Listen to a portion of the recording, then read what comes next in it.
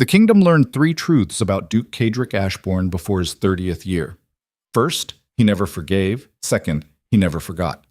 Third, when cornered, he did not surrender. He eliminated the threat so thoroughly that no one else dared repeat the mistake. Tonight, Parliament was about to discover all three. The Grand Assembly Hall stretched beneath vaulted ceilings where centuries of power had been brokered and broken. Crystal chandeliers cast fractured light across marble floors, while the kingdom's elite gathered like predators circling wounded prey. They had come to witness the fall of the Northern Duke, the man who had ruled his territories with iron discipline, while younger nobles whispered he was too severe, too unyielding, too dangerous to control. Caedric stood alone near the eastern columns, black coat precisely tailored, silver cufflinks catching light like blades. His face revealed nothing, no anger, no fear, the absolute stillness that made experienced politicians nervous. Because stillness meant calculation, and calculation meant someone was about to bleed. Lord Chancellor Mortimer approached the center podium, silk robes rustling with self-importance. The man had spent 18 months engineering this moment, building alliances, planting rumors, convincing Parliament that Duke Ashbourne's refusal to marry and to establish noble houses made him politically unstable, a threat to traditional order. Translation: Caedric would not be controlled through marriage, so he needed to be destroyed through legislation. Mortimer's voice carried across the hall with practiced authority. We gather tonight to address concerns regarding the Northern Territories and their governance. Duke Ashbourne has repeatedly refused counsel from this assembly. He has modernized tenant laws without approval. He has rejected 3 marriage proposals from families whose alliances would strengthen the kingdom. His independence, while perhaps admirable in lesser positions, has become problematic for... Caedric moved, not rushed, not aggressive, simply walked forward with the kind of controlled precision that made the nearest nobles step back instinctively. The Chancellor stopped mid-sentence, every eye in the hall locked onto the Duke. Caedric reached the podium and stood there, waiting, not speaking, just existing in the space with such absolute command that Mortimer actually retreated 2 steps before catching himself. The silence stretched like a blade pressed against skin. Finally, Caedric spoke, voice quiet enough that every person present had to lean forward to hear. Continue, Chancellor. You were explaining why my refusal to prostitute myself through political marriage makes me dangerous? Nervous laughter rippled through the assembly. Several lords shifted uncomfortably. Mortimer's face reddened. Your Grace misunderstands the intention. Do I? Caedric's eyes swept across the gathered nobility with the clinical detachment of a surgeon examining disease. You have convinced yourselves that because I will not play your games, I must be eliminated. That independence equals instability. That a man who governs through competence rather than nepotism represents a threat to your comfortable corruption. Outraged murmurs erupted from multiple directions. Lord Blackwood rose from his seat, jowls quivering with indignation. How dare you accuse this assembly of corruption? We are the foundations of... Caedric turned his full attention on Blackwood, and the older man's voice died in his throat. You embezzled $43,000 from infrastructure funds last year. The records are in my possession. Would you like me to continue? Blackwood collapsed back into his chair like someone had cut his strings. The hall went silent again. Caedric continued in that same deadly quiet tone. I have documentation on 17 members of this assembly. Tax fraud, bribery, land seizures, abuse of tenant families. I have known about these crimes for years. I collected the evidence and waited. He paused, letting the implications sink in. Because I assumed eventually you would learn that leaving me alone was less expensive than making me your enemy. Mortimer tried to regain control. Your Grace, these threats are precisely why we question your... They are not threats, Chancellor. They are consequences. Caedric stepped closer to the podium, and his voice dropped to barely above a whisper. Somehow that made it more terrifying. You wanted to corner me. You wanted to force me into submission through public humiliation and legislative restriction. You believed that because I govern alone, I am vulnerable. His expression did not change, but something shifted in his eyes. Something that made survival instincts scream in the primitive parts of men's brains. That was a fatal miscalculation. He reached into his coat and withdrew a leather portfolio, placing it on the podium with deliberate care. Inside this portfolio are financial records proving that Lord Chancellor Mortimer has accepted bribes from foreign merchants to block tariff legislation, that Lord Whitmore has been selling military intelligence to rival kingdoms, that Lady Celestine Beaumont has been systematically destroying competitors through blackmail networks. The color drained from Mortimer's face. This is preposterous. The documents have been verified by 3 independent magistrates and will be delivered to the royal court tomorrow morning. Caedric straightened, brushing invisible dust from his sleeve. Unless Parliament votes tonight to permanently dismantle any legislation restricting my territorial governance. The hall erupted into chaos. Nobles shouted accusations. Politicians scrambled to protect themselves. Mortimer gripped the podium like a drowning man clutching driftwood. Through the pandemonium, Caedric remained absolutely still. Lord Ravenswood, a powerful duke from the Eastern Territories, pushed through the crowd. "You cannot threaten the entire assembly. This is tyranny." Caedric met his eyes with Arctic indifference. "No, Ravenswood. Tyranny is when you abuse your position for personal gain and assume no one is watching. This is accountability. You simply dislike experiencing it." He collected the portfolio and turned toward the exit. "You have until midnight to vote. Choose wisely." Then he walked out of the assembly hall while Parliament devoured itself behind him. The carriage rolled through midnight streets, while Caedric stared through rain-streaked windows at the city he protected and despised in equal measure. His steward, Marcus, sat across from him in careful silence. The older man had served the Ashborne family for 30 years and understood when his master needed space versus conversation. Finally, Marcus spoke quietly. "The vote will pass. They have no choice." Caedric did not look away from the window. "They always have choices, Marcus. Tonight they simply discovered that all their options involve pain. Will they retaliate? Absolutely." The carriage turned on to darker streets where fashionable neighborhoods gave way to working districts. Caedric preferred this route. The honesty of poverty felt cleaner than aristocratic pretension. Marcus cleared his throat. "The Beaumont family sent another proposal this afternoon. Lady Evangeline. They claim she would be an ideal match." Caedric's jaw tightened almost imperceptibly. Ideal for whom? It was not a question. Marcus wisely remained silent. The carriage passed a street corner where a young woman stood beneath a broken street lamp, huddled against the cold. Not a prostitute. Her clothes were too modest, her posture too defeated. Probably a musician or servant caught between positions, trying to decide between hunger and shelter. Something in her stance reminded Caedric of his younger sister before she died. That same stubborn refusal to beg even when survival demanded it. He knocked on the carriage ceiling. "Stop." The driver pulled to a halt. Caedric stepped out into the rain and approached the young woman. She looked up, startled, eyes widening as she recognized his face from portraits and political cartoons. Fear flashed across her features. Caedric stopped several feet away, deliberately non-threatening. "Where are you headed?" His voice was different now. Not the cold precision from Parliament, something almost human underneath. The woman hesitated, calculating whether honesty was safer than deception. "Nowhere, Your Grace." "I missed the last coach to the provinces and the inns are full." She had education.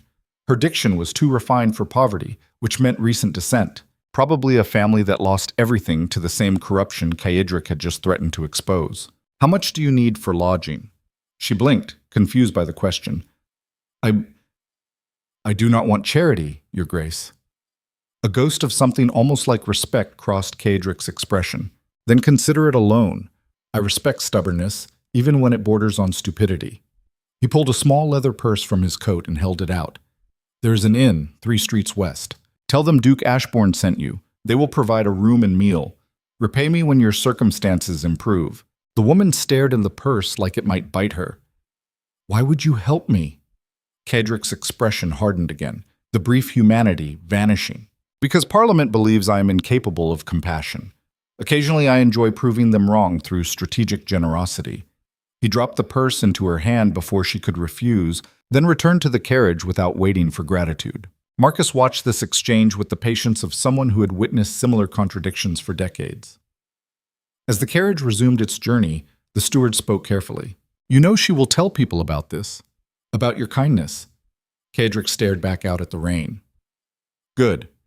Let them wonder which version of me is real. Confusion is almost as useful as fear." Ashbourne Manor rose against the night like a monument to controlled power. Black stone walls, precise architecture, gardens maintained with military discipline. No warmth, no excess. every element functional and fortified. Caedric dismissed Marcus at the entrance and climbed the central staircase alone. His footsteps echoed through empty halls lined with portraits of ancestors who had built their legacy through conquest and calculation. He had inherited their ruthlessness, but not their satisfaction. Power without purpose was just expensive loneliness. His private study waited at the eastern wing. Floor-to-ceiling bookshelves, massive oak desk, single lamp casting harsh shadows. Caedric poured whiskey from a crystal decanter and stood before the window overlooking the northern mountains. Somewhere beyond those peaks lay the territories he actually cared about. Villages he had modernized, tenant families he had protected. Land reforms that Parliament wanted to destroy because they threatened aristocratic exploitation. The nobility saw him as a tyrant. The common people saw him as the only lord who gave a damn whether they starved. Both were correct. Caedric downed the whiskey and poured another. A knock interrupted his thoughts. Enter. His head of intelligence, a sharp-eyed woman named Vivienne, stepped inside carrying a folder. The vote passed. Parliament has officially withdrawn all governance restrictions on the Northern Territories. Expected. Vivienne hesitated. There is something else. We received reports about an incident at the Royal Conservatory 3 days ago. Caedric turned from the window, attention sharpening. Explain. A young pianist from the provinces performed for the Royal Academy's evaluation committee. Apparently, she refused to bribe the head adjudicator and told him publicly that talent should not require corruption. Caedric felt the ghost of a smile threaten his carefully controlled expression. Let me guess. The adjudicator failed her. Worse, he had her banned from performing at any royal venue. The almost smile vanished. Name. Vivienne consulted her notes. Her Seraphina Vale, minor gentry family from the Western Territories. No political connections, no wealth, just exceptional skill and apparently no sense of self-preservation.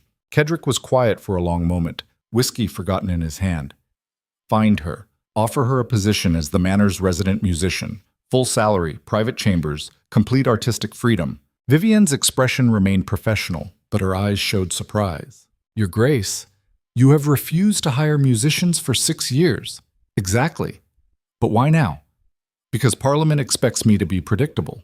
Because society assumes I am incapable of recognizing value outside their corrupt system. And because someone who chooses integrity over survival either deserves protection or will get herself killed before the month ends. He finished his whiskey and set the glass down with finality. Find Seraphina Vale, bring her here, that is all. Vivienne bowed and left. Caedric returned to the window, staring at his reflection in the dark glass. Somewhere in the distance, thunder rolled across the mountains. He had just destroyed half of Parliament's leadership to protect his independence. He had just offered sanctuary to a woman he had never met because she reminded him of everything this kingdom lacked. Vulnerability disguised as strength. Honesty in a world built on lies. The exact kind of weakness that got people crushed by the machinery of power. Caedric pressed his palm against the cold window glass. Maybe that was the point. Maybe he was tired of being the only one who refused to bend. Or maybe he just wanted to see what happened when someone with actual principles collided with his carefully constructed world of calculated brutality. Either way, Seraphina Vale was about to discover that Duke Caedric Ashborne's protection was more dangerous than his enemies. 3 days later, a carriage bearing the Ashborne crest arrived at a modest boarding house in the artist's quarter. Vivienne stepped out into morning rain and approached the entrance. The landlady, a weathered woman with suspicious eyes, blocked the doorway. We do not want trouble with nobility.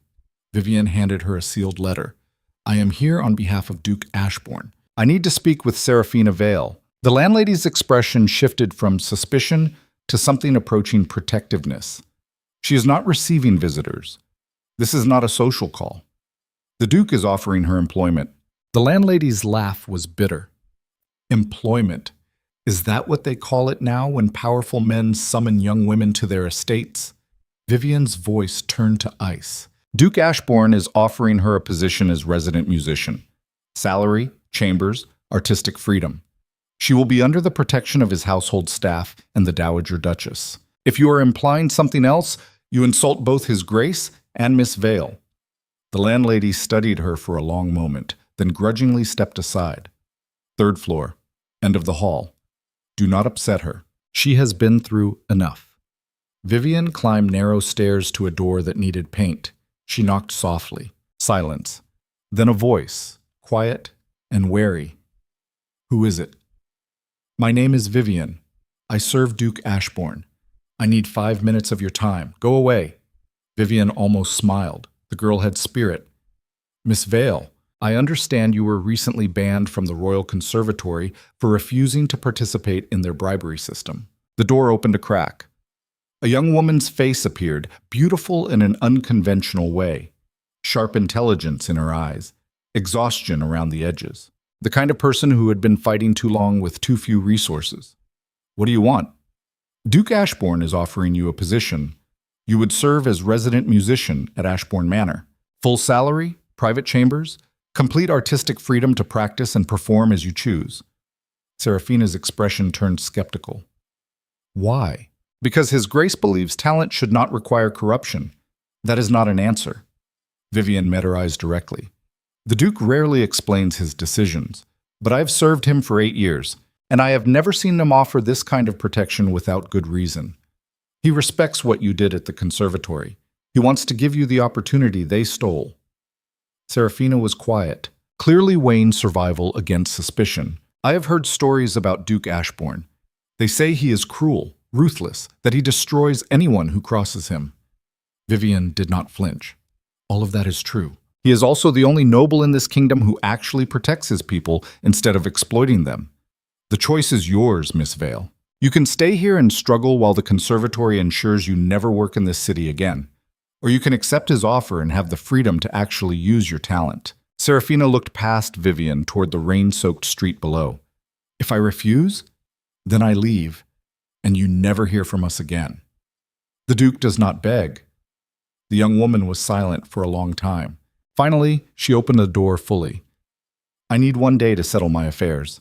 Vivian handed her a card with the manor's address. "A carriage will arrive tomorrow at noon. Bring whatever you need. Everything else will be provided." She turned to leave, then paused. "One more thing, Miss Vale. His Grace has many enemies. By accepting his protection, you will inherit some of that danger. If you have any doubts, decline now. Once you enter Ashborne Manor, there is no neutral ground."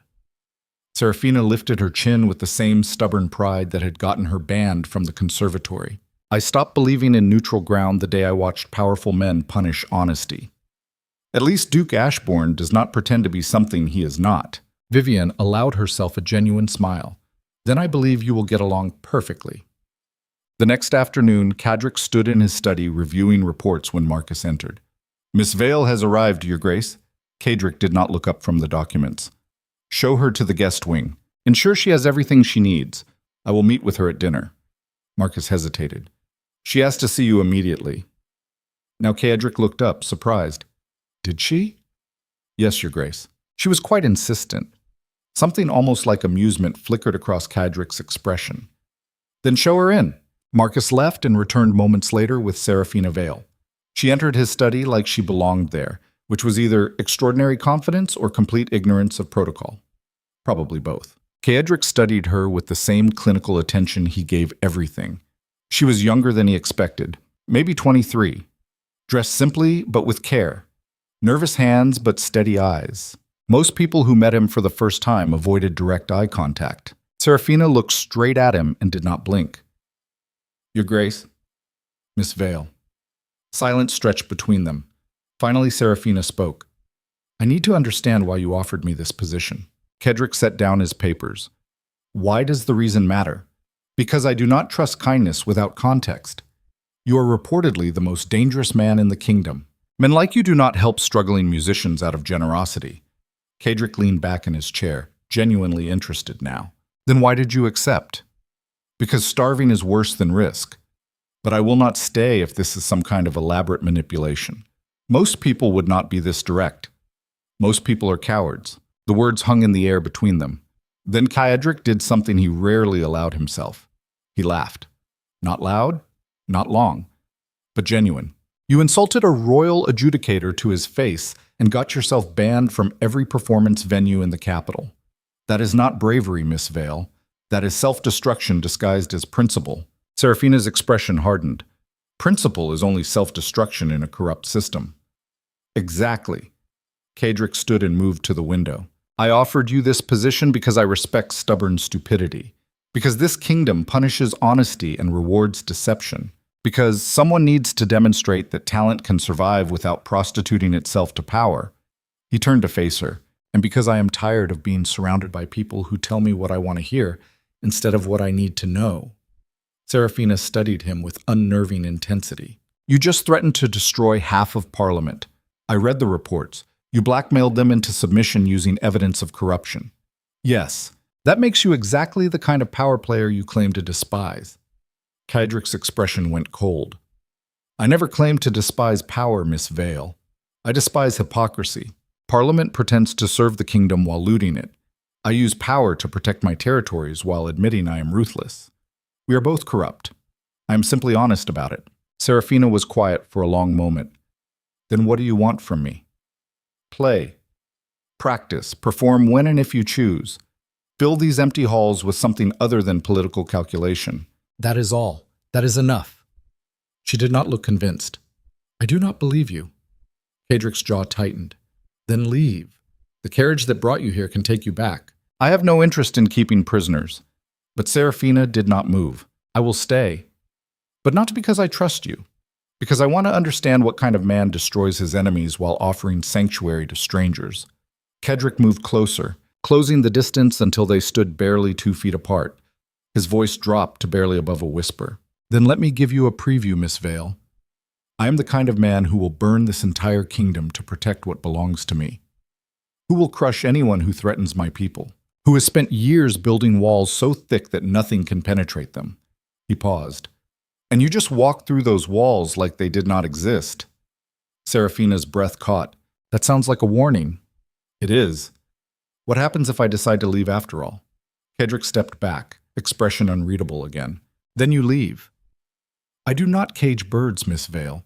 I simply ensure that predators understand the cost of hunting them. He returned to his desk. Marcus will show you to your chambers. Dinner is at 8. Attendance is optional but appreciated. It was clearly a dismissal. Serafina turned toward the door, then stopped. One more question, Your Grace. Caedric did not look up. Yes. Why do you live like this? Alone in this massive fortress, surrounded by enemies, using fear instead of connection. Now he met her eyes. Because connection is a weakness that gets people killed. Is it? The question was so simple, so direct. Caedric had no answer that did not expose too much. Serafina smiled sadly. Thank you for your honesty, Your Grace, even when you are lying to yourself. Then she walked out before he could respond. Caedric stood alone in his study, staring at the empty doorway where Serafina Vale had just dismantled his carefully constructed defenses with 8 words. Outside, storm clouds gathered over Ashborne Manor, and the Duke realized he had just made the most dangerous decision of his life. Not threatening Parliament, not destroying his political enemies, inviting someone who saw through his armor into the one place he had always been safe, his carefully controlled world, where loneliness masqueraded as strength and isolation pretended to be protection. Serafina Vale was about to shatter everything, and Caedric could not decide whether that terrified him or gave him the first genuine hope he had felt in years. The first night passed in silence thick enough to choke on. Serafina did not come to dinner. Caedric sat alone at a table designed for 20, silverware gleaming under candlelight that made the empty chairs look like monuments to his isolation. Marcus served each course with practiced efficiency while pretending not to notice his master's attention kept drifting toward the doorway. She was making a point. The realization settled over Caedric like cold water. Most people who entered his world spent their first days trying desperately to please him, to prove their worth, to secure their position through obedience. Serafina Vale had walked into Ashborne Manor and immediately established that she owed him nothing beyond the terms they had agreed upon. Play when she chose, not when he demanded. Caedric pushed his plate away, appetite gone. Marcus cleared his throat softly. Should I prepare a tray for Miss Vale's chambers, Your Grace? No, but she has not eaten since... She is not a prisoner, Marcus. If she wants to starve out of stubbornness, that is her decision. The older man's expression remained neutral, but his silence carried judgment. Caedric stood abruptly. I am retiring early. Ensure she has everything she needs. Tomorrow, We will establish ground rules." He left before Marcus could respond. His private chambers waited at the manor's highest point, isolated from the guest wings by design. Caedric had spent years building this fortress precisely so no one could reach him without permission. Now he stood at his window, staring across dark grounds toward the eastern wing, where Seraphina's rooms were located, and something uncomfortable twisted in his chest. Not guilt. Caedric had eliminated that weakness years ago. Something worse.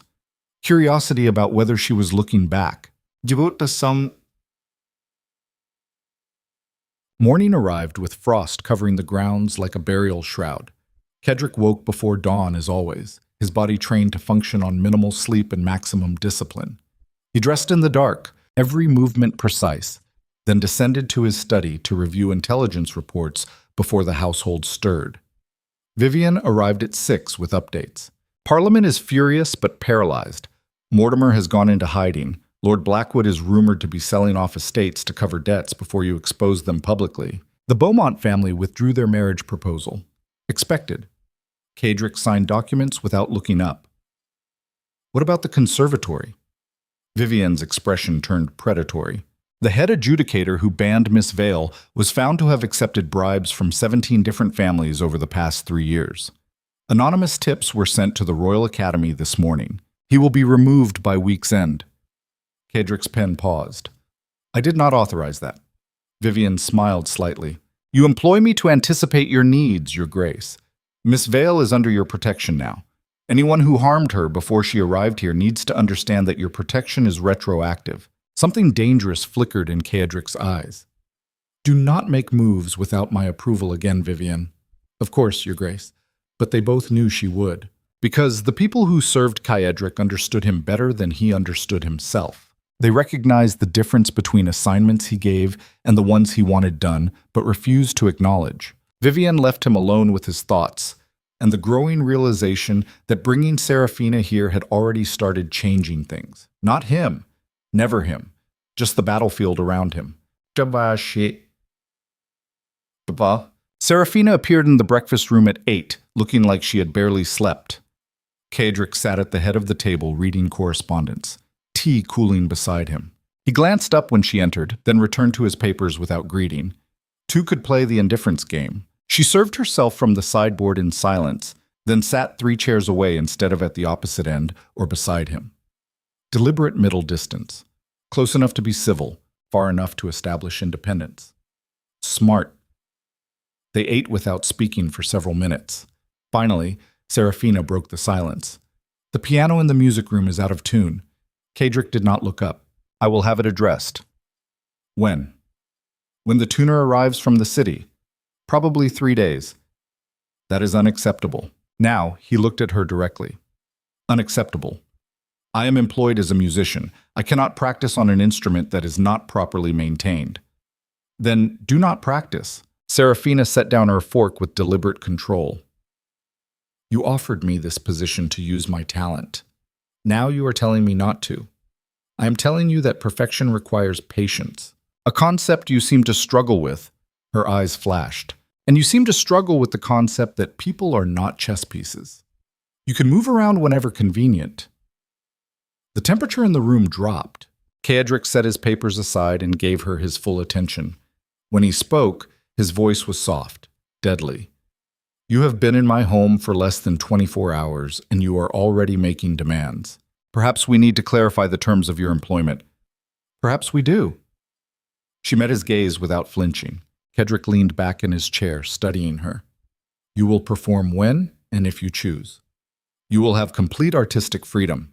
You will be provided chambers, meals, salary, and protection. In exchange, you will follow household rules, maintain appropriate boundaries with staff, and show basic respect for the fact that this manor operates on systems developed over decades. Fine. Fine. They stared at each other across the table. Then Seraphina added quietly, but I will not pretend to be grateful for basic decency. You offered me this position for your own reasons. I accepted for mine. We are not friends. We are not allies. This is a professional arrangement and nothing more. Caedric felt something cold and sharp settle behind his ribs. Agreed. Good. She returned to her breakfast. Caedric watched her for a moment longer, then stood. The tuner will arrive tomorrow instead of 3 days. I will send for him this morning." He left before she could respond. Marcus found him in the hallway, expression carefully neutral. "That went well, Your Grace." Caedric shot him a look that could have stripped paint. "Do not start." But The piano tuner arrived the next afternoon. A nervous man who kept glancing at Caedric like he expected to be executed at any moment. Caedric ignored him and returned to his study, determined to focus on actual important matters instead of whatever was happening in the music room. He lasted approximately 40 minutes before the sound of scales drifting through the manor's corridors destroyed his concentration completely. Serafina was playing, not performing, not showcasing, just practicing technical exercises with mechanical precision over and over, the same passages repeated until they were flawless. Caedric tried to return to his work. The music continued. He reviewed trade agreements while chromatic scales echoed through marble halls. He signed correspondence while arpeggios cascaded like water over stone. He attempted to read intelligence reports while Serafina's fingers transformed repetition into something approaching meditation. Finally, he gave up and walked to the music room. The door stood partially open. Caedric stopped in the hallway, watching through the gap. Serafina sat at the grand piano completely absorbed. Her eyes were closed. Fingers moved across keys with unconscious grace.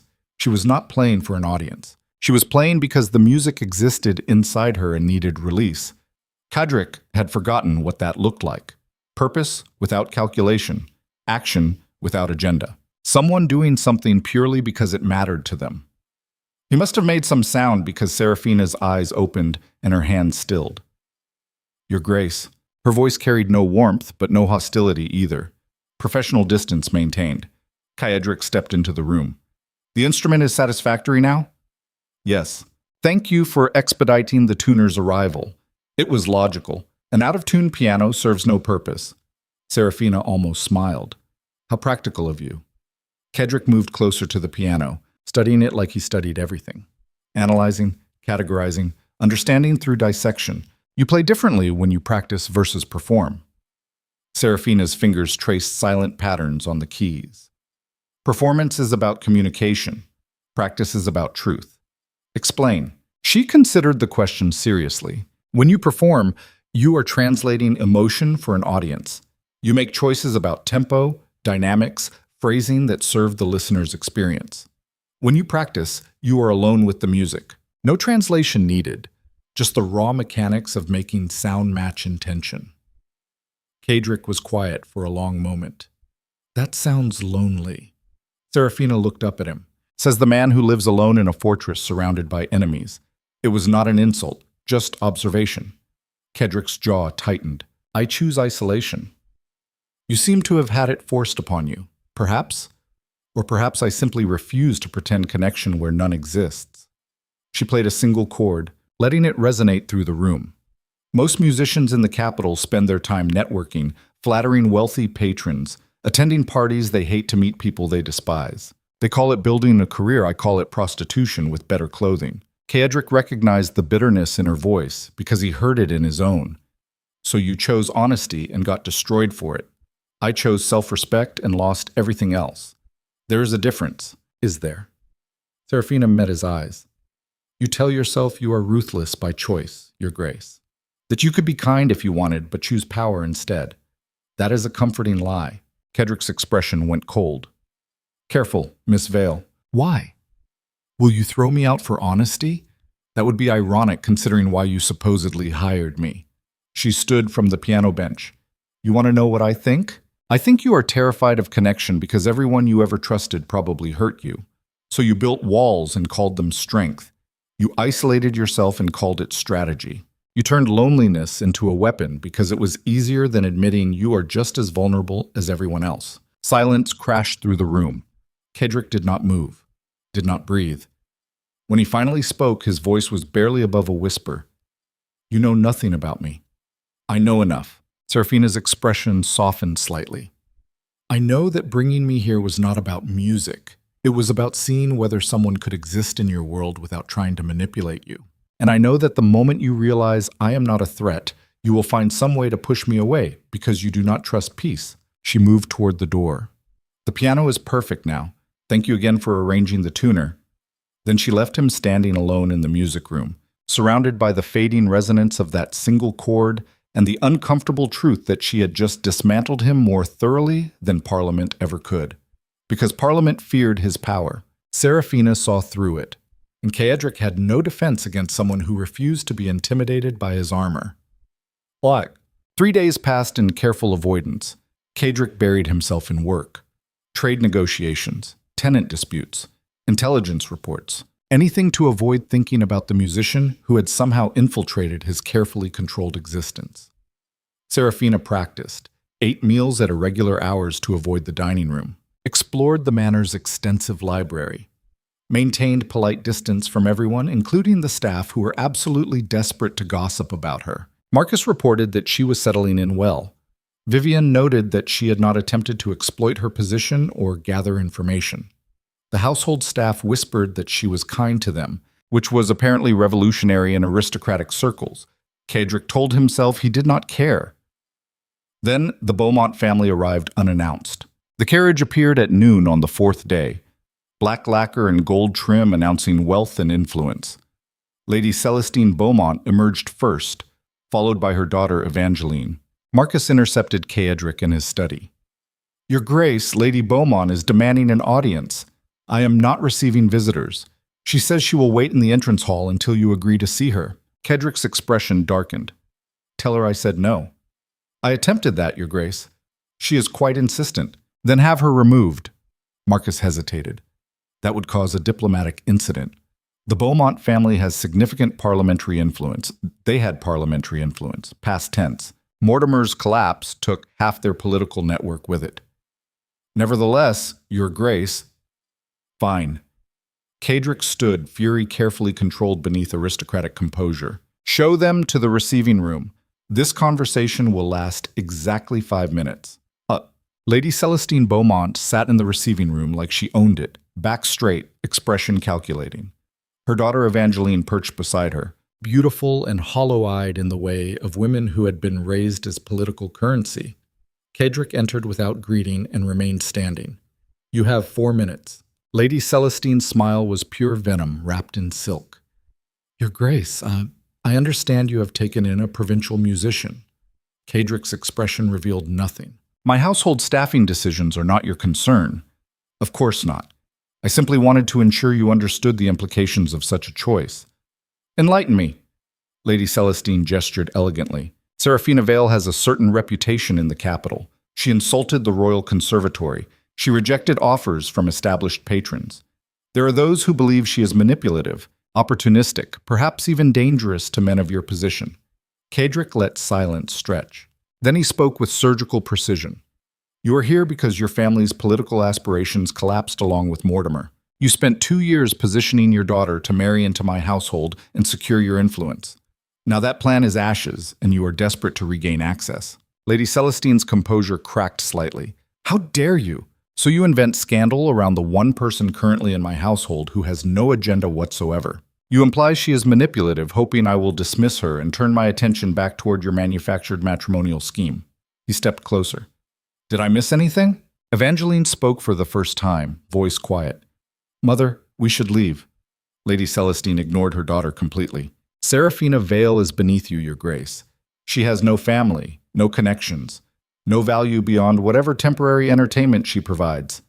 Caedric's eyes went arctic. "And your daughter has what? A title purchased through corruption? A family built on parliamentary bribery?" "You are correct that Miss Vale has no connections. That is precisely why she is valuable." He moved to the door and opened it. "This conversation is over. You will leave my property immediately, and you will never return. If I hear one more word about Miss Vale's reputation from your family or your allies, I will personally ensure every scandal your house has buried over the past decade becomes front-page news." Lady Celestine stood, shaking with rage. "You are making a grave mistake." "No, Lady Beaumont. You made the mistake when you assumed I could be manipulated through the same tactics that work on weaker men." He stepped aside, waiting. Evangeline rose quickly, clearly desperate to escape. As she passed Caedric, she stopped briefly. "For what it is worth, Your Grace, I hope Miss Vale is everything they claim she is not. Someone should have the courage to be honest with you." Then she followed her mother out. Caedric stood in the empty receiving room, hands clenched behind his back, rage and something else warring beneath his controlled exterior.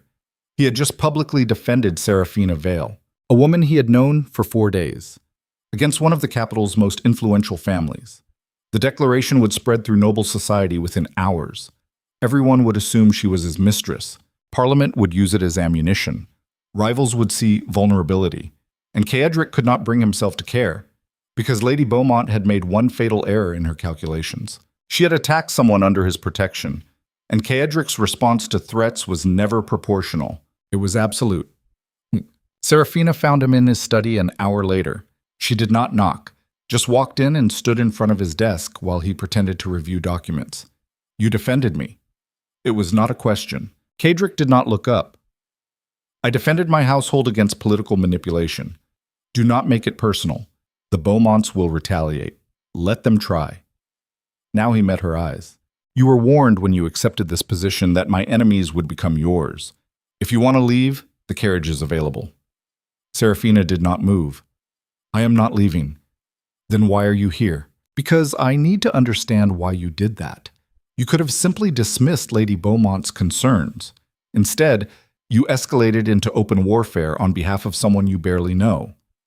Caedric stood, moving to the window so he did not have to look at her. "I do not tolerate threats. I am not a threat. I am an employee. You are a complication." The honesty surprised them both. Caedric continued before he could stop himself. "You walked into my world asking questions I spent years learning not to answer. You refuse to be intimidated. You see through strategies that fool experienced politicians. And you play music in empty halls like it matters more than survival." He turned to face her. "So, yes, I defended you. Not because I'm kind, but because watching the Beaumonts attempt to destroy you reminded me of everything I hate about this kingdom. The casual cruelty. The assumption that power gives them the right to crush anyone who refuses to kneel." Serafina was very quiet. "That sounds dangerously close to carrying your grace." Caedric's expression hardened again. "It is principle, Miss Vale. Nothing more." "If you say so." She moved toward the door, then paused. "For what it is worth, I understand why you are the way you are. And I am sorry that whatever happened to you made isolation feel safer than connection. Do not pity me. I do not. I just recognize the armor because I wear it too." Then she left him alone with the weight of words that felt like absolution and accusation in equal measure. Tons. That night, Caedric could not sleep. He stood at his window watching moonlight turn the ground silver while his mind replayed the confrontation with Lady Beaumont on an endless loop.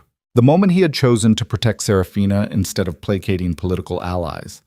The look in her eyes when she realized what he had done. The way his carefully constructed world had started fracturing the instant she arrived. Somewhere in the manor, a piano began to play. Caedric checked his pocket watch. 2 a.m? He should ignore it. Return to bed? Maintain boundaries.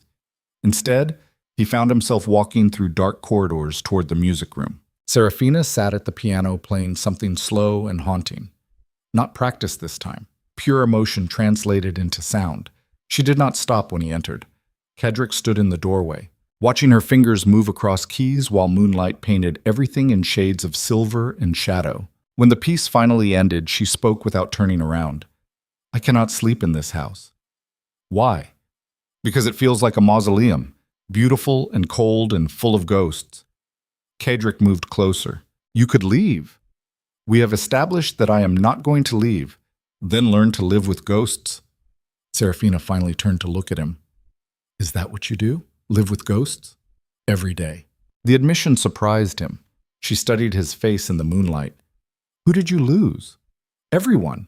Caedric's voice was flat. "My mother died when I was 12. My father groomed me to inherit his title and then spent my adolescence punishing me for not being ruthless enough. My younger sister was the only person who ever saw me as human instead of an heir. She died 6 years ago from illness that could have been treated if I had been here instead of managing political crises in the capital." He met Serafina's eyes. "So yes, I live with ghosts, and I built these walls to ensure I never have to bury anyone else." Serafina stood from the piano bench. "That is not protection, Your Grace. That is a prison." "Then I am comfortable in my cell." "Are you?" She moved closer until they stood barely 3 feet apart. Because from where I stand, you look like someone who is suffocating but too proud to ask for air. Caedric's hands clenched at his sides. You do not know what you are talking about. Do I not? You brought me here to prove you could offer protection without attachment, to demonstrate that you are capable of generosity without vulnerability. But the moment I accepted, you realized the trap. What trap? That you actually want connection. You are just too terrified to admit it. The words hit like a physical blow. Caedric stepped back, walls slamming into place. This conversation is over. Running again.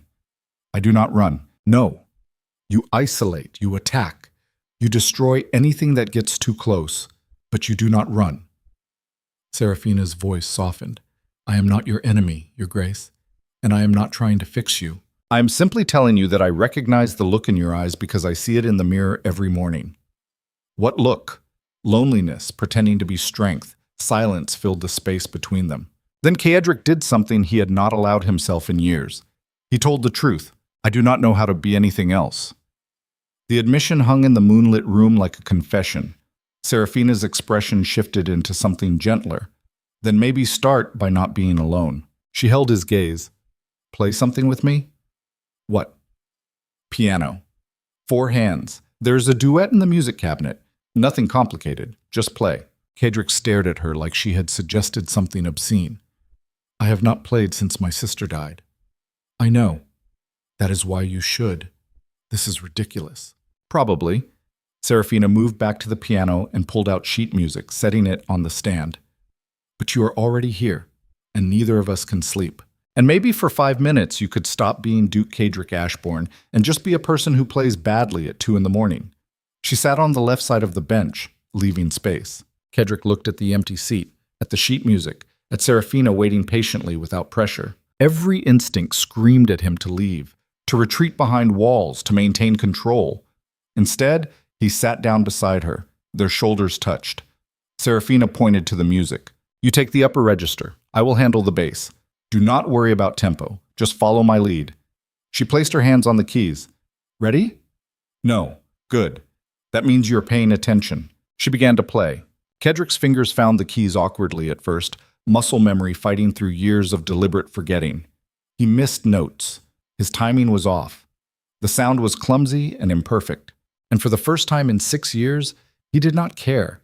Because Seraphina was playing beside him, adjusting her tempo to match his mistakes, creating harmony out of his broken technique. They played the simple duet while moonlight streamed through tall windows and the rest of the manor slept. When the final chord faded, neither of them moved. Caedric's hands remained on the keys, trembling slightly. Seraphina spoke quietly. Thank you. For what? For trusting me enough to be imperfect. Caedric turned to look at her, and the distance between them was suddenly nothing. Just breath and moonlight and the dangerous realization that something fundamental had shifted. Seraphina. 1. The music room door opened. Marcus stood in the entrance, expression carefully neutral despite the hour. Your Grace, urgent correspondence from Parliament. They are demanding your presence at an emergency session tomorrow morning regarding the Beaumont situation. Caedric stood immediately, armor sliding back into place. Prepare my formal attire. I leave at dawn. He left the music room without looking back at Seraphina, but as he climbed the stairs to his chambers, he could still feel the ghost of her shoulder against his, the warmth of proximity, the terrifying possibility that his walls were not just cracking, they were collapsing, and Parliament's emergency session was about to force him to choose between the protection he had built over decades and the connection that had somehow formed in 5 minutes of imperfect music, the kind of choice that destroyed men who hesitated. And Caedric Ashborne had just run out of time to decide which version of himself would survive tomorrow. Dawn broke over the capital like a wound opening across the sky. Caedric's carriage rolled through empty streets while the city still slept, black horses and darker thoughts carrying him toward Parliament. He had not returned to his chambers after leaving the music room. Instead, he had spent the remaining hours before departure in his study, reviewing intelligence reports and preparing for whatever ambush waited. Because Parliament did not call emergency sessions at dawn unless blood was in the water. Marcus sat across from him, silent and watchful. Finally, the older man spoke. You should have brought Vivian. Caedric stared out the window at passing buildings. Vivian stays at the manor to ensure Serafina is protected if this is a distraction. You believe the Beaumonts would be foolish enough to attack her directly? I believe desperate people make catastrophic decisions. Lady Celestine lost her political leverage yesterday. Cornered predators are the most dangerous kind. Marcus was quiet for a moment. Miss Vale is stronger than she appears, Your Grace. Strength is irrelevant against poison or hired blades. Caedric's jaw tightened. I will not have another death on my conscience because I underestimated aristocratic cruelty. The carriage turned onto the avenue leading to the assembly hall, and Caedric's attention sharpened. Something was wrong. Too many carriages already lined the street. Too much activity for an emergency session that should have been limited to senior members. This was not a hearing. This was theater. The carriage stopped, and Caedric stepped out into cold morning air that tasted like smoke and betrayal. He climbed the marble steps alone, black coat billowing behind him, while politicians and nobles gathered in clusters whispering urgently. Every eye tracked his movement. Caedric ignored them and entered the hall. The assembly chamber was packed, every seat filled. Gallery observers standing shoulder to shoulder. The energy felt electric and vicious, like spectators gathered for an execution. At the center podium stood someone Caedric had not expected. Lord Chancellor Mortimer. The man should have been in hiding, politically destroyed, financially ruined. Instead, he stood before Parliament looking remarkably composed for someone whose corruption had been exposed 3 days ago. Caedric's instincts screamed warning. Mortimer's voice rang out across the chamber. Duke Ashborne, how kind of you to join us. The tone was wrong, too confident, too controlled. Caedric moved down the center aisle, every step measured. You called this session, Chancellor. I assumed you had something worth saying before your inevitable resignation. Laughter rippled through the assembly, but it sounded forced, nervous. Mortimer smiled. Resignation. Yes, we should discuss that. But not mine, Your Grace. He gestured toward the gallery. We should discuss yours. Silence crashed through the hall. Caedric stopped walking. Explain. Mortimer opened a leather portfolio identical to the one Caedric had used to threaten him 3 days ago. You presented this assembly with evidence of corruption, financial records, bribery documentation, very thorough work, almost too thorough. He pulled out papers. So we had experts examine these documents. Forensic accountants, magistrates, independent investigators. Caedric's blood went cold. And what did they discover? That every single document you provided was falsified. The chamber erupted into chaos. Nobles shouted. Politicians stood demanding answers. Gallery observers pressed forward trying to hear better. Caedric remained absolutely still, mind racing through possibilities. The documents were not falsified. He had spent years collecting that evidence.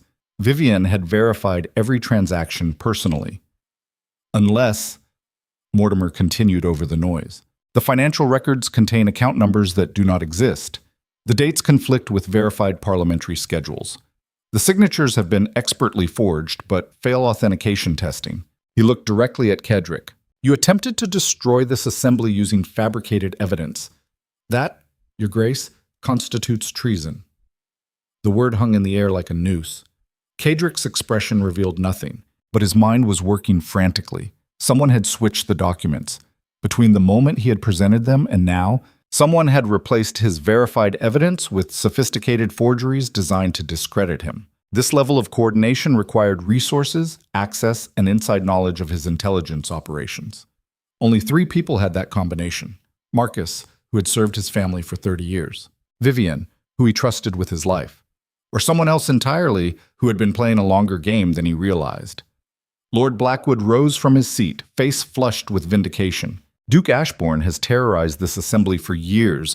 He has used blackmail, threats, and now falsified evidence to maintain control.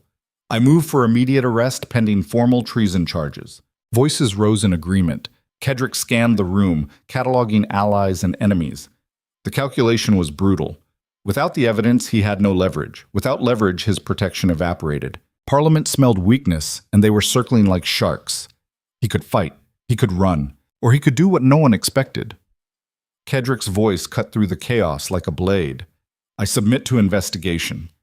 The chamber went silent. Mortimer blinked, clearly surprised. You... what? I submit voluntarily to forensic investigation of the documents I presented. If they are indeed falsified, as you claim, I will accept full consequences. However, I demand the same investigation into the original sources from which those documents were supposedly copied. Brilliant move. If the forgeries were sophisticated enough, the investigation would reveal who created them. And if Caedric's original intelligence was legitimate, the source documents would prove it. Mortimer's composure cracked slightly. That is unnecessary. On the contrary, Chancellor, if I'm guilty of fabricating evidence, you should have no concern about proving it definitively. Unless, of course, the forgeries were created specifically to frame me while protecting the actual guilty parties. Murmurs spread through the assembly. Caedric pressed his advantage. I propose independent investigation conducted by royal magistrates with no parliamentary affiliation. Complete forensic analysis of both the documents I presented and any source materials. Results made public within 1 week. He stepped closer to the podium. If you refuse, this assembly will look exactly like what you are. Corrupt politicians protecting each other through manufactured scandal. Mortimer's face reddened. How dare you? Accept the investigation, Chancellor, or admit this entire session is political theater. The silence stretched. Then a voice from the gallery broke through. I second Duke Ashborne's proposal. Caedric turned. Duke Ravenswood stood in the observer section, powerful and influential enough that his support mattered. If the documents are falsified, prove it properly. If Duke Ashborne is guilty of treason, he should face consequences. But this smells like manipulation, and I will not watch Parliament destroy a man without due process. Other voices joined his. The tide was shifting. Mortimer realized he was losing control. Very well, independent investigation. 1 week. Duke Ashborne will remain under house arrest at his estate pending results. Caedric inclined his head. Acceptable. He turned and walked out of the assembly hall while Parliament erupted behind him. But as he descended the marble steps toward his waiting carriage, every instinct screamed that he had just made a catastrophic error. Because house arrest meant isolation, and isolation meant vulnerability. And someone very close to him had just committed the kind of betrayal that ended with bodies in unmarked graves. The carriage ride back to Ashbourne Manor felt like traveling through a nightmare. Marcus sat across from Caedric, expression carefully neutral. Too neutral. Caedric studied the man who had served his family for 3 decades, who had been present for every major decision, who knew every detail of his intelligence operations. When did they approach you? Marcus's eyes flickered.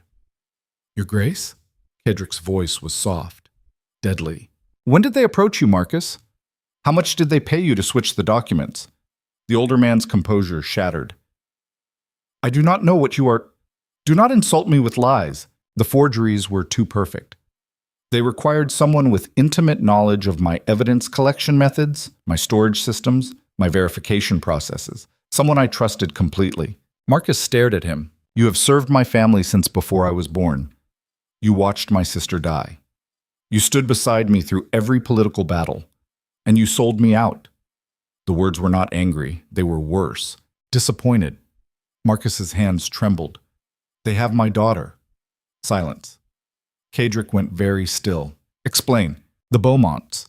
They discovered my daughter took a loan from illegal moneylenders 2 years ago. They bought her debt. If I did not cooperate, they would have her arrested. She has 3 children. Your Grace, my grandchildren would have grown up in workhouses. He met Caedric's eyes. I am sorry. I know that means nothing, but I am sorry. Caedric stared at the man who had been family for decades. When did you switch the documents? The night before you presented them to Parliament. Lady Celestine provided the forgeries. I made the exchange in your study while you were reviewing other materials. Who else knows? Just the Beaumonts and their closest allies. They wanted you discredited, not dead. They believe once you are under house arrest, they can force you into a marriage alliance with Evangeline to restore your reputation. Caedric laughed, but the sound held no humor. They think I can be controlled through scandal. They still do not understand. Understand what, Your Grace? That I will burn everything before I let them win. He leaned forward. Where is your daughter now? Marcus's voice broke. I do not know. They moved her after I completed the task. Insurance that I would not confess. Caedric was quiet for a long moment. Then he did something that surprised them both. I will find her. I will clear her debt, and I will ensure your grandchildren never suffer for your mistake. Marcus stared at him, tears streaming down weathered cheeks. Why would you? Because you were right to protect your family. I would have done the same, but your cooperation ends now. You will tell me everything the Beaumonts planned, every detail, every contingency. And then you will leave my service with enough money to disappear with your daughter and grandchildren before they can retaliate. You are letting me go. I am protecting what remains of your family because you no longer can. Consider it payment for 30 years of loyal service before you were forced to choose between me and your blood. The carriage arrived at Ashborne Manor. Caedric stepped out without waiting for response. But as he climbed the entrance steps, his mind was already working through the real problem. If Marcus had been compromised through family, who else had been targeted? He burst through the manor doors. "Vivienne!" No response. Caedric's blood turned to ice. He ran through corridors toward her office, boot heels echoing off marble. The door stood open. Vivienne sat at her desk, alive and unharmed, reviewing papers. She looked up as Caedric entered. "Your Grace, how did the session? Where is Seraphina?" Vivienne's expression shifted. "In the music room. She has been practicing since you left." "Why? Check on her. Now." Vivienne stood immediately and left. Caedric remained in her office, studying the organized chaos of intelligence reports and correspondence. Everything looked normal. Too normal. Vivienne returned minutes later. "Miss Vale is fine. Still practicing. She asked why I was checking on her." "What did you tell her?" "That you wanted confirmation of her safety after the parliamentary session." Vivienne moved closer. "What happened at Parliament, Your Grace?" Caedric explained rapidly. "The falsified documents, Mortimer's accusations, the house arrest." Vivienne's expression hardened. "Marcus." "Yes." She was silent, processing. "The Beaumonts are more dangerous than we estimated. Using family as leverage shows sophistication." Caedric met her eyes. Who else could they compromise? Anyone with vulnerability, staff with debt, guards with sick relatives, people who love something more than they fear consequences. She paused. "You need to assume everyone is potentially compromised until proven otherwise, including you." The words hung between them. Vivienne's expression did not change. "Including me, Your Grace. I would expect nothing less from you." Caedric studied her face, searching for deception, found only competence and cold loyalty. Finally, he nodded. "Increase security around Seraphina immediately. No one enters her chambers without my direct authorization. Station guards you personally trust outside the music room, library, and dining areas. If the Beaumonts want leverage against me, she is the obvious target." "Understood." Vivienne turned to leave, then stopped. "Your Grace, if I may speak freely." "Go ahead. You care about her." It was not a question. Caedric's jaw tightened. "She is under my protection. With respect, that is not what I asked." Caedric turned away. "Your observations are noted. Now implement the security measures." Vivienne left without another word.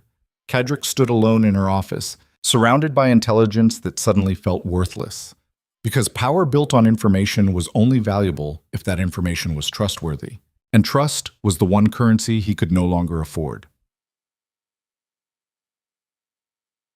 Evening found Caedric in the music room doorway, watching Seraphina practice.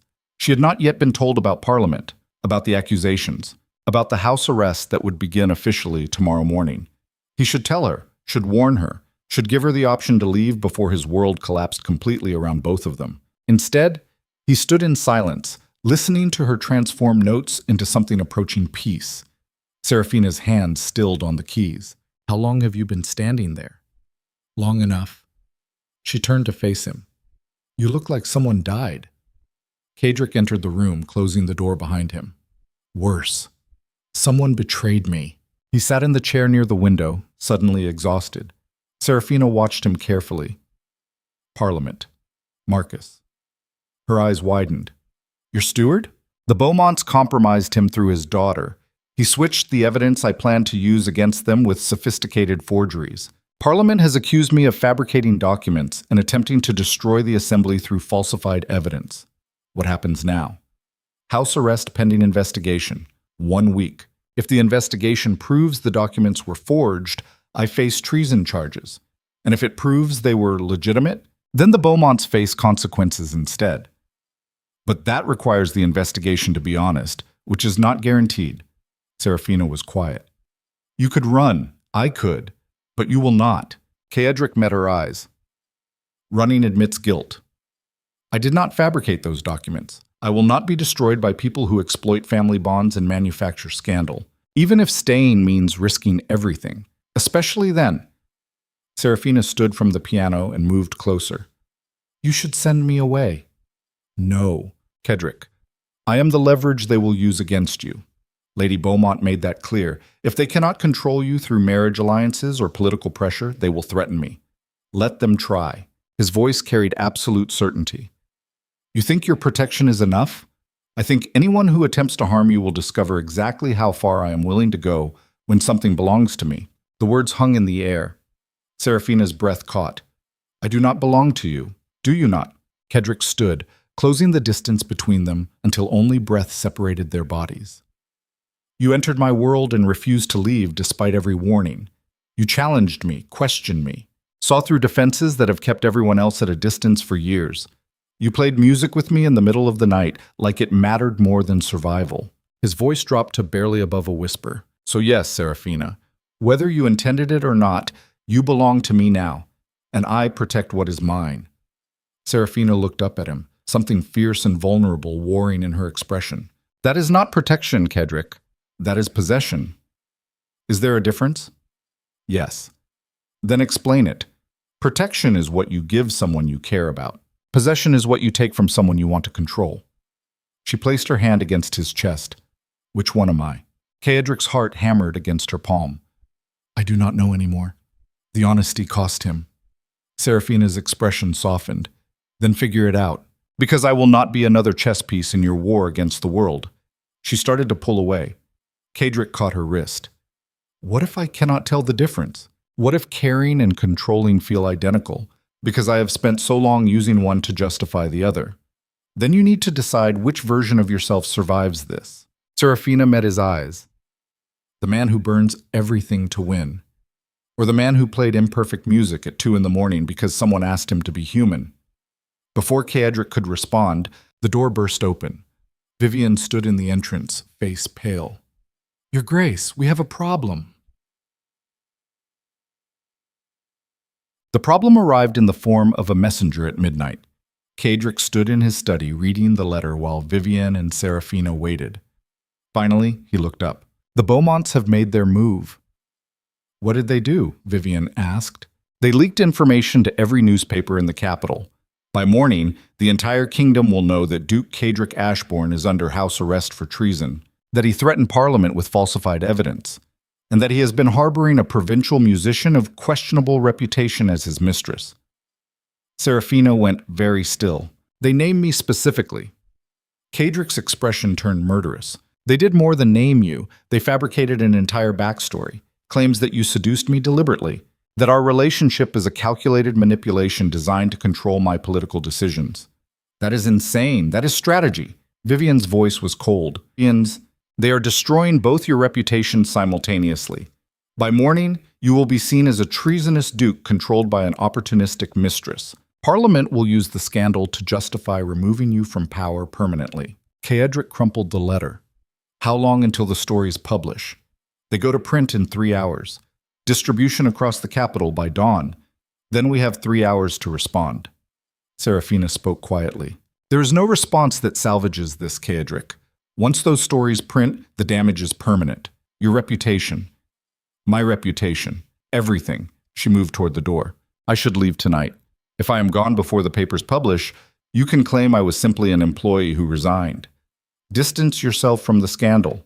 Caedric's voice stopped her. No. Serafina turned. Staying makes it worse. Leaving makes it look like the accusations are true. He moved toward her. Besides, I told you, I protect what belongs to me. Even when protecting me destroys you, especially then. Caedric looked at Vivian. Send word to every newspaper that publishes those stories. Tell them I will personally sue for libel. That I have evidence proving the Beaumonts fabricated this entire scandal. That anyone who prints lies about Serafina Vale will face legal and financial consequences. Vivian hesitated. Your Grace, threatening the press will make you look guilty. Probably. Do it anyway. She bowed and left.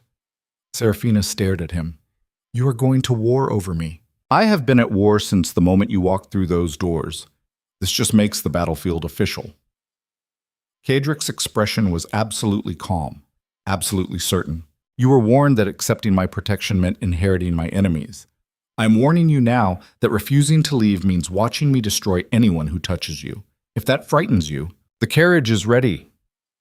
Seraphina's eyes filled with something that looked like fury and devotion in equal measure. I am not afraid of you, Caedric. Then what are you afraid of? That you will burn yourself to ashes protecting me and call it victory? Would that be so terrible? Yes, because self-destruction is not the same as strength, and I refuse to be the reason you prove your father right. The words hit like a physical blow. Caedric's breath caught. What did you say? Seraphina stepped closer. You told me your father spent years punishing you for not being ruthless enough, so you became exactly what he wanted. Cold, controlled, willing to destroy anything that threatened your power. Tears gathered in her eyes. But protecting me by becoming the monster he trained you to be is not protection, Caedric. It is surrender. Silence crashed through the study. Caedric stared at her while everything inside him fractured. Because she was right. Every decision he had made since she arrived had been about control, about possession, about proving he was strong enough to keep what he wanted regardless of cost. He had been so focused on protecting her that he had not realized he was losing himself in the process, becoming the exact thing he despised. His father's legacy wrapped in different justification. Seraphina's voice broke through his spiraling thoughts. So I'm asking you to make a different choice. Not the one that proves you are powerful. The one that proves you are human. What choice? Trust me to fight beside you instead of behind your walls. Caedric's hands clenched. I do not know how. Then learn. She reached up and placed her palm against his face. Because the man I played music with at 2 a.m. was worth saving. But the man standing in front of me right now is drowning in his father's ghost. Caedric closed his eyes, leaning into her touch like a dying man reaching for absolution. What if I cannot be both? What if being vulnerable means everyone I care about gets destroyed? What if being invulnerable means destroying yourself? Seraphina's thumb traced his cheekbone. You have spent years building walls to protect people from your father's cruelty. But he has been dead for how long? 6 years. Then maybe it is time to stop living like he is still watching. The words shattered something fundamental inside Caedric's carefully constructed armor. Before he could stop himself, he pulled Seraphina against his chest and held on like she was the only thing keeping him from dissolving completely. She wrapped her arms around him, and for the first time in 6 years, Duke Caedric Ashborne let someone see him break. Not the controlled mask, not the ruthless strategist, just a man who had been alone too long and was terrified of what happened when walls finally fell. They stood together in the study while midnight became morning and newspapers across the capital prepared to destroy them both. And Caedric realized that everything he thought he knew about power and protection had been wrong. Because the strongest thing he had ever done was not threatening Parliament or destroying enemies. It was standing in this room admitting he did not have all the answers, that he needed help, that maybe, possibly, being human was not the weakness his father had taught him to fear. Outside, dawn approached with printed lies and manufactured scandal. But inside Ashbourne Manor, something else was happening. A man who had spent his entire life becoming a fortress was finally learning what it meant to open the gates. And whether that choice saved him or destroyed him would depend entirely on what waited on the other side. Dawn broke over Ashbourne Manor like a declaration of war. Caedric stood at his study window, watching the sun bleed across the horizon, while holding the morning newspapers that had just arrived. Every major publication in the capital carried the same headline with minor variations. Duke Ashborne arrested for treason, provincial mistress implicated in political scandal. The articles were surgical in their destruction. They painted him as a tyrant who had terrorized Parliament for years before finally overreaching through fabricated evidence. They described Seraphina as a calculating opportunist who had seduced her way into his household and now controlled his decisions through manipulation. The lies were so perfectly constructed that even people who knew better would question the truth. Caedric set the papers down with hands that did not shake, despite the fury burning through his veins, because this was the moment that separated survivors from victims. When the entire world turned against you, when every ally vanished, when the machinery of power itself was weaponized to crush you into submission, You discovered what you were actually made of underneath the armor and strategy. Most men broke. Some men bent. A rare few became something infinitely more dangerous. They stopped playing by rules designed to control them. Vivian entered without knocking, carrying additional reports. The response is worse than anticipated, Your Grace. Parliament has accelerated the investigation timeline. They want results in 3 days instead of 1 week. Several noble families who supported you publicly have issued statements distancing themselves from the scandal. Expected. Caedric's voice was eerily calm. What about the magistrates conducting the investigation? 2 have already recused themselves, citing political pressure. The remaining 3 are known Beaumont allies. So the investigation is compromised before it begins. Almost certainly. Vivian moved closer. Your Grace, I have prepared contingency plans. Secure routes out of the capital, false identities, enough resources to disappear completely if necessary. Caedric turned from the window. I am not running. With respect, staying means certain conviction. The Beaumonts have corrupted every mechanism of accountability. Even if your original evidence was legitimate, the investigation will declare it falsified. You will face execution for treason. Then I face execution. Vivian's composure cracked. You cannot be serious. I have never been more serious in my life. Caedric moved to his desk and began writing rapidly. The moment I run, every person I have protected becomes vulnerable. Every reform I implemented gets dismantled. The Northern Territories revert to exploitation. Everything I have built collapses because I chose survival over principle. He finished writing and sealed the letter. I will not give the Beaumonts that victory. What is the alternative? Martyrdom? Revolution. The word hung in the air like a blade poised to fall. Vivian stared at him. Explain. Caedric handed her the sealed letter. This contains instructions for releasing every piece of intelligence I have collected over the past decade. Not just the evidence against the Beaumonts. Everything. Corruption networks spanning the entire aristocracy. Bribery schemes involving half of Parliament. Financial crimes that implicate royal advisors. He met her eyes. If they want to destroy me using falsified investigations and manufactured scandal, I will burn the entire system to the ground and let the kingdom rebuild from ashes. Vivian's expression shifted from concern to something approaching awe. That is not revolution, Your Grace. That is apocalypse. Sometimes they are the same thing. Caedric moved toward the door. Distribute copies to every independent newspaper, every opposition politician, every minor noble family that has been exploited by the current power structure. Time the release for exactly 24 hours from now. And if you survive the investigation somehow, then the release gets canceled and we continue as planned. But if I am convicted, the information goes public the moment they pass sentence. He paused. The Beaumonts wanted to make an example of me. I will show them what happens when you corner someone with nothing left to lose except the satisfaction of watching his enemies burn. Serafina found him in the music room 2 hours later. She looked exhausted, eyes red from crying or lack of sleep, or both. But her spine was straight and her expression was fierce. I read the newspapers. And they are lies. Every word. Caedric sat at the piano, not playing, just resting his hands on the keys. Truth is irrelevant when the people judging you have already decided your guilt. Serafina moved closer. So what do? We prepare for war. He looked up at her. The investigation is compromised. The magistrates are Beaumont allies. I will almost certainly be convicted of treason regardless of evidence. When that happens, I have arranged for catastrophic retaliation that will destroy half the aristocracy and cripple parliamentary power permanently. Serafina went pale.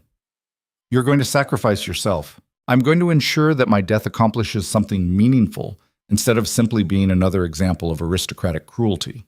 That is not the same thing, is it not? Caedric stood. I have spent my entire life watching powerful people escape consequences through corruption and manipulation. If I am going to be executed for crimes I did not commit, the least I can do is ensure the people who actually deserve punishment do not escape unscathed. Serafina grabbed his arm. Listen to yourself. You sound like you have already accepted death, because acceptance is not the same as surrender. Caedric's voice was soft but absolute. I will fight this investigation with everything I have. But if the system is too corrupt to produce justice, I will not die quietly. I will die in a way that forces change. What about me? What about you? The question came out harsher than intended. Serafina flinched. Do I factor into your martyrdom plans at all? Or am I just collateral damage in your war against corruption? Caedric's expression shifted. You are the reason I am willing to burn everything. Then give me the choice to stand beside you instead of behind your protection. Absolutely not. Why? Because if I am convicted, the Beaumonts will come for you next.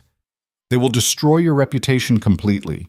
They may even fabricate criminal charges to ensure you cannot testify on my behalf. So send me away before that happens. I tried that. You refused. Then accept that I am staying regardless of consequences. Serafina moved closer until they were nearly touching. You told me you protect what belongs to you. Well, I am telling you that I belong to myself, and I choose to fight beside you instead of watching you destroy yourself alone. Caedric stared at her. You do not understand what you are asking. I understand perfectly. You are planning to trade your life for revenge. I am offering you something better. What? A reason to survive.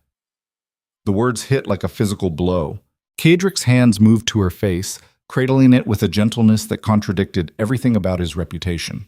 If I survive this, Serafina, it will be because the entire system collapses first. That kind of chaos does not leave room for happy endings. Maybe not, but it leaves room for honest ones. She placed her hands over his. I'm not asking you to be perfect. I'm asking you to stop choosing death like it is the only option that proves you are strong.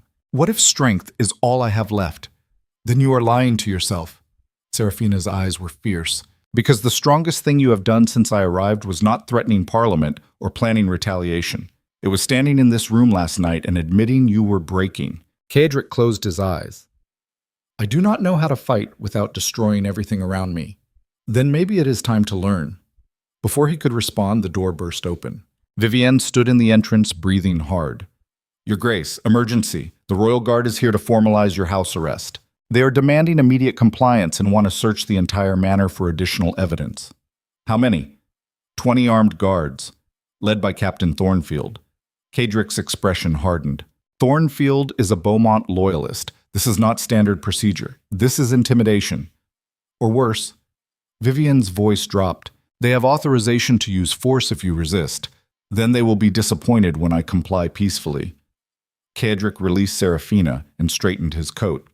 Escort Miss Vale to the eastern wing. Station guards you trust at her door. No one enters without my direct authorization. Serafina grabbed his hand. Caedric, do not do anything that gets you killed before the investigation even begins. I will do what is necessary. He pulled away and walked toward the entrance hall. Vivienne caught his arm as they walked.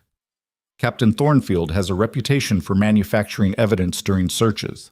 If he plants anything incriminating, you will have no defense. Then we ensure he finds nothing worth planting. How? By giving them exactly what they expect. Caedric descended the grand staircase to find 20 royal guards filling his entrance hall like an occupying force. Captain Thornfield stood at their center, a broad man with cold eyes and the kind of face that enjoyed causing pain. Duke Ashborne, I am here to formalize your house arrest and conduct a search of the premises. Caedric stopped on the last step, deliberately higher ground. You have authorization for house arrest. The search warrant is separate. Show me your documentation. Thornfield's expression darkened. I do not require separate documentation. House arrest includes the right to secure the location. Incorrect. House arrest confines me to the property. Searching private chambers requires explicit judicial authorization. Show me the warrant or leave immediately. Thornfield's hand moved to his sword. Are you refusing to cooperate, Your Grace? I am requiring you to follow legal procedure, Captain. Something you should understand unless Beaumont Gold has completely eroded your sense of duty. The insult hung in the air. Several guards shifted uncomfortably. Thornfield's face flushed. How dare you? I dare because I am still Duke of the Northern Territories and you are still subject to the same laws you are supposed to enforce. Caedric descended the final step.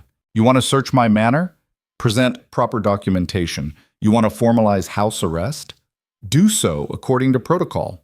But if you attempt to exceed your authority, I will ensure every nobleman in this kingdom knows the Royal Guard has become the Beaumont family's personal enforcement arm. Thornfield's jaw clenched. You are already facing treason charges. Obstructing the guard will only make things worse. Then charge me with obstruction. Add it to the list of fabricated crimes. But you will not violate procedure in my home without consequences." Silence filled the entrance hall. Finally, Thornfield stepped back. "Very well, Your Grace. I will return with proper search authorization. But make no mistake, your house arrest begins now. You are confined to this property. Any attempt to leave will be considered escape and treated accordingly." "Understood." Caedric's voice was absolutely calm. "Now remove your men from my entrance hall. You have formalized the arrest.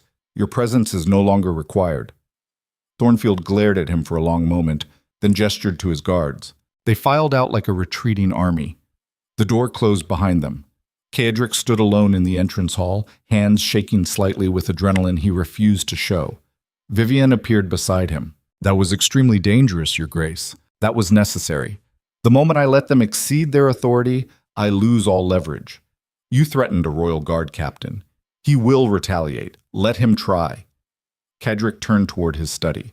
"How long until he returns with a proper warrant?" 4 hours if he rushes the paperwork. 6 if he follows actual procedure. Then we have 4 hours to prepare for the real battle. Look, the real battle arrived at sunset. Not with royal guards or legal documentation. With fire. Caedric was reviewing contingency plans when Vivian burst into his study. "Your Grace, the eastern stables are burning." He was moving before she finished the sentence. They ran through corridors toward the manor's eastern wing. Smoke already filled the air, acrid and thick. Through the windows, flames climbed stable walls like living creatures. "Where is Seraphina? Her chambers are near the stables. We need to evacuate her immediately." Caedric's blood turned to ice. The fire was not an accident. It was an attack. He crashed through the corridors toward Seraphina's rooms, Vivian barely keeping pace. The heat increased with every step. Smoke turned the air toxic. Caedric reached her door and found it locked from the outside. His heart stopped. Someone had barricaded her inside while the building burned. He slammed his shoulder against the door. Once, twice. Wood splintered. The door gave way and Caedric stumbled into smoke-filled chambers. "Seraphina!" No response. He dropped low where the air was clear and crawled forward. Found her collapsed near the window, unconscious from smoke inhalation. Caedric grabbed her and lifted her into his arms, turned toward the door. The hallway behind them was completely engulfed in flames. No way out. Vivian's voice came from somewhere beyond the fire. "Your Grace, the eastern wing is collapsing. You need to evacuate now." Caedric looked at the window. 3 stories up. Jumping would kill them both, but staying meant burning alive. He made the calculation in seconds. Survival was not about choosing the safe option. It was about choosing the option that gave you any chance at all. Caedric wrapped Seraphina tightly against his chest, protecting her head. Then he ran toward the window and crashed through it shoulder first. Glass shattered. Air rushed past. 3 stories disappeared in heartbeats. They hit the ground hard. Pain exploded through Caedric's body as he took the full impact, protecting Seraphina from the landing. Everything went white, then black. Then sounds filtered through the darkness. Voices shouting. Footsteps running. Hands pulling him away from the burning building. Caedric forced his eyes open. Seraphina lay beside him, still unconscious but breathing, alive. He had gotten her out. Vivian appeared above him, face covered in soot. "Your Grace, can you hear me?" Caedric tried to speak but only managed a cough that tasted like blood and smoke. Vivian looked at someone beyond his field of vision. "Get the physician. Now." Then she leaned closer to Caedric. The fire was deliberately set. We found accelerant residue at multiple points. This was an assassination attempt. Caedric's vision swam. "Who? We do not know yet. But guards are securing the perimeter. No one gets in or out without authorization." "Seraphina." Vivian glanced at the unconscious woman. "She is alive. Smoke inhalation, but no visible injuries. You protected her during the fall." Caedric's hand moved towards Seraphina, fingers brushing her arm. "Good." Then darkness took him completely. Consciousness returned in fragments, pain first, sharp and absolute across his ribs and shoulder. Then sound, low voices discussing injuries and treatment. Finally vision, a familiar ceiling, his own chambers. The physician stood beside his bed, ancient and competent. Your Grace, you have 3 cracked ribs, a dislocated shoulder that has been reset, and significant smoke damage to your lungs. You are fortunate to be alive. Caedric's voice came out as gravel. Serafina, resting in the guest wing. She regained consciousness an hour ago. Smoke inhalation, but otherwise unharmed. Relief crashed through him. The fire. Under control. The eastern stables are destroyed, but the manor itself is intact. Your head of security has implemented emergency protocols. Caedric tried to sit up. Pain stopped him immediately. The physician pushed him back down. You need to rest, Your Grace. Your body has sustained significant trauma. I need to speak with Vivian. She is waiting outside, but I strongly advise send her in. The physician sighed and left. Vivian entered looking like she had been through a battlefield, soot-stained, exhausted, but her eyes were sharp. Report. The fire was definitely arson. We found evidence of multiple ignition points and accelerant. The eastern stables were the primary target, but the flames spread faster than anticipated. Serafina's door was locked from the outside. Vivian's expression darkened. Yes. Someone barricaded it deliberately. This was not random destruction. This was targeted assassination. Who had access to that corridor? That is where it gets complicated. Vivian pulled out a list.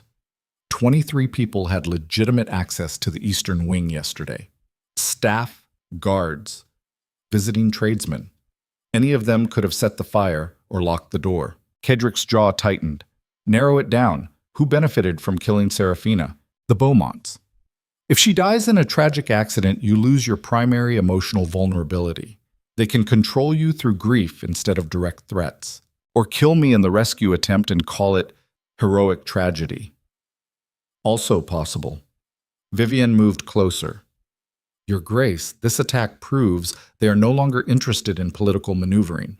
They want you dead. The investigation is just theater to legitimize your execution. Then we accelerate our timeline. You are barely conscious. You have 3 cracked ribs and, I said, accelerate the timeline. Caedric forced himself upright despite the agony.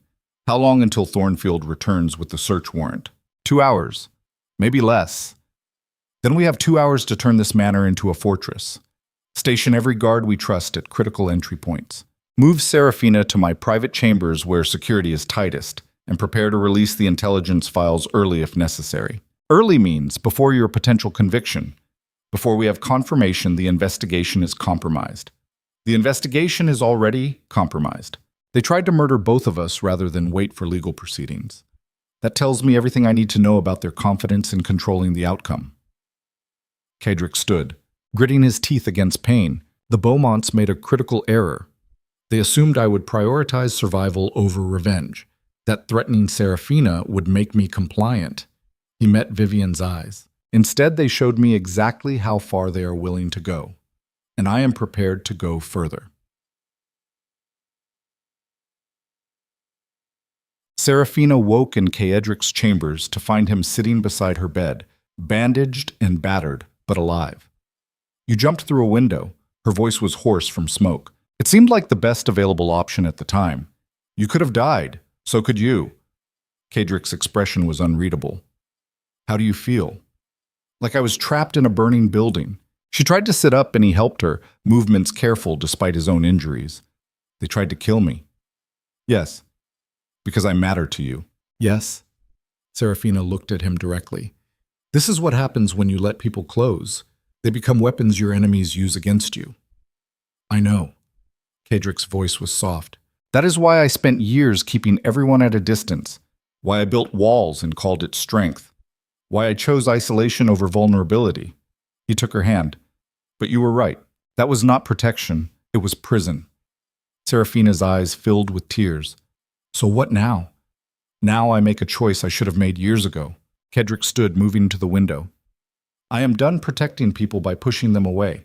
Done choosing loneliness because it feels safer than connection. The Beaumonts burned my stables trying to kill you because they understand something I refuse to admit. What? That you are not my weakness. He turned to face her. You are the only thing that makes me strong enough to fight for something beyond revenge. Serafina stood shakily. Caedric moved to steady her and they stood together, 2 battered people who had survived assassination by sheer stubborn refusal to die. What happens when Thornfield returns? Serafina asked quietly. Then we show the kingdom what happens when you corner people who have nothing left to lose except each other. Caedric's expression was absolutely calm, absolutely certain. The Beaumonts wanted to make me an example. Instead, I am going to make them a warning. He pulled Serafina close, careful of both their injuries. Stay with me, no matter what happens in the next few hours. No matter how dark it gets, stay. Serafina looked up at him with eyes that had seen through his armor from the beginning. Where else would I go? Then they stood together in his chambers while outside. Guards took positions, and the final battle approached like a storm that had been building since the moment she walked into his world. And Caedric understood with absolute clarity that survival was not about winning anymore. It was about ensuring that if he fell protecting something that mattered. Someone who had seen every dark corner of his soul and chosen to stand beside him anyway. The woman who had transformed his carefully controlled world into something infinitely more dangerous, something worth burning kingdoms to defend. Hoofbeats echoed in the distance. Thornfield was returning, and the final confrontation was about to begin. The hoofbeats stopped outside Ashborne Manor's gates. Caedric stood at his study window watching Captain Thornfield dismount with 20 armed guards and a sealed document that would either legitimize the search or expose how completely the Beaumonts had corrupted the royal guard. Behind him, Serafina sat in the chair near his desk, still pale from smoke inhalation, but refusing to hide in the guest chambers. Vivienne stood by the door, hand resting on the concealed blade she always carried. 3 people against the machinery of an empire that had decided they needed to be destroyed. The mathematics were brutal, but mathematics had never accounted for the kind of desperation that came from having nothing left except the choice between dying quietly or burning everything on the way down. Caedric had made his choice hours ago. Now he just needed to see if the kingdom was ready for the consequences. Thornfield's voice carried through the entrance hall below. Duke Ashborne, I have returned with proper authorization to search these premises. Open the gates immediately or face additional charges of obstruction. Caedric turned from the window. Let him in, but station guards at every doorway. If anyone attempts to plant evidence, I want witnesses. Vivienne nodded and left. Serafina stood slowly. What if they find something real? What if Marcus was not the only person they compromised? Then we discover exactly how deep the corruption runs. Caedric moved toward her. But understand this. Whatever happens in the next few hours, whatever they find or fabricate, I need you to survive. Not for me. For yourself. That sounds like goodbye. It is contingency planning. Caedric's hands framed her face.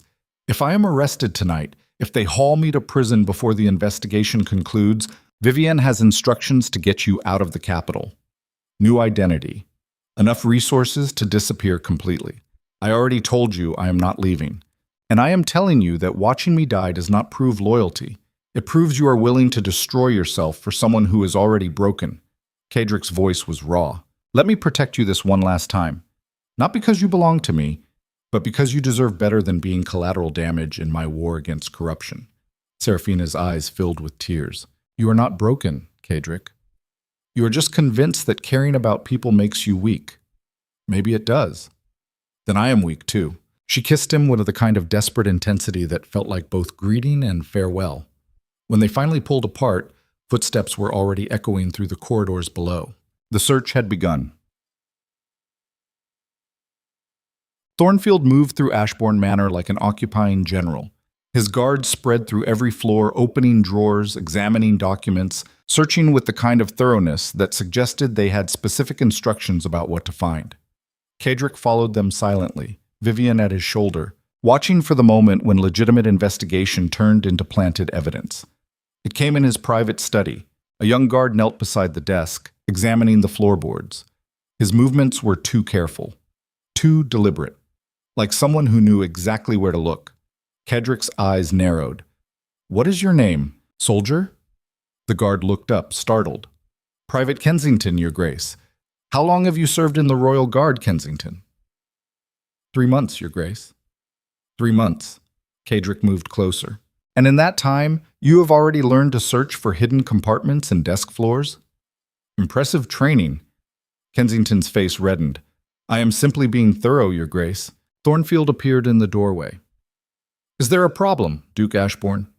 Just admiring Private Kensington's expertise. Tell me, Captain, do all your new recruits receive training in locating concealed storage, or just the ones working for Beaumont Gold? The accusation hung in the air like a blade. Thornfield's expression darkened. You are treading on dangerous ground, Your Grace. I am standing in my own study watching someone search for evidence that does not exist. If that is dangerous ground, your definition needs recalibration. Caedric gestured toward Kensington. Continue your search, Private. But know that every move you make is being witnessed and documented. If you find anything incriminating, it better be legitimate or your career ends tonight alongside mine. Kensington's hands trembled slightly as he resumed searching, found nothing in the desk. The search continued through the manor for another hour.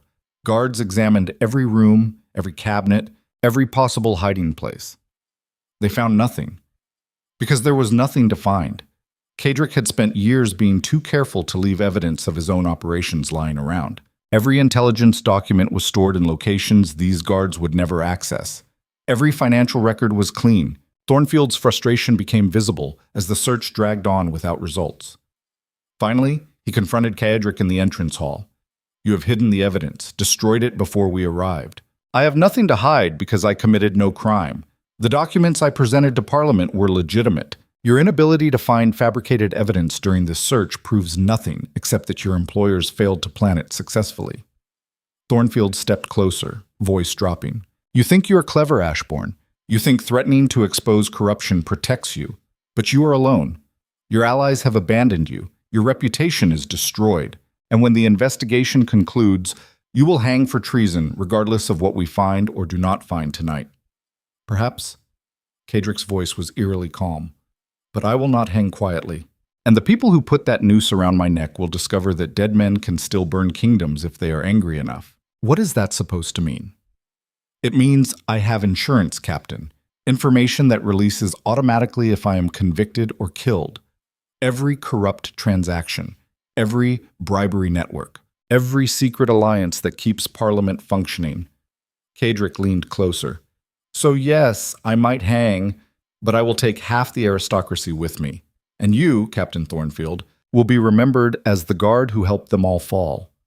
Thornfield's hand moved toward his sword. Then Vivian's voice cut through the tension. Captain, you have completed your search. You found nothing. Your authorization does not extend to threatening Duke Ashborne in his own home. Thornfield glared at her, then at Caedric. Finally, he stepped back. The investigation concludes in 2 days. I suggest you make peace with whatever higher power you believe in, Duke Ashborne. You will need divine intervention to survive what is coming. He turned and gestured to his guards. We are leaving. They filed out into the night. The door closed behind them. Caedric stood in the entrance hall, every muscle trembling with adrenaline he refused to show. Vivian moved beside him. That was reckless, Your Grace. That was necessary. He turned toward the stairs. How many guards do we have left that you absolutely trust? Vivian's expression was grim. 12. Maybe 15 if we include the ones whose loyalty is purchased through fear rather than money. 15 guards against the entire royal guard and parliamentary authority. Those are terrible odds. They are the only odds we have. Caedric climbed the stairs slowly, each step sending pain through his injured ribs. Prepare final contingencies. If they come to arrest me before the investigation officially concludes, I want the intelligence files released immediately, and I want Serafina on a horse heading north before they breach the gates. She will refuse. Then drug her if necessary. I am not negotiating on this point. He reached his chambers and found Serafina waiting. She looked at his face and understood immediately. It went badly. It went exactly as expected. Caedric moved to the window, staring out at grounds that might soon be occupied by soldiers dragging him to prison. Thornfield found nothing because there was nothing to find. But the investigation does not require evidence anymore. They have already decided my guilt. The next 2 days are just theater before execution. Serafina crossed the room and wrapped her arms around him from behind, careful of his injuries. Then we use these 2 days? For what? Living. Caedric turned in her embrace. You want me to spend my final days pretending everything is fine? I want you to spend them remembering what you are fighting for.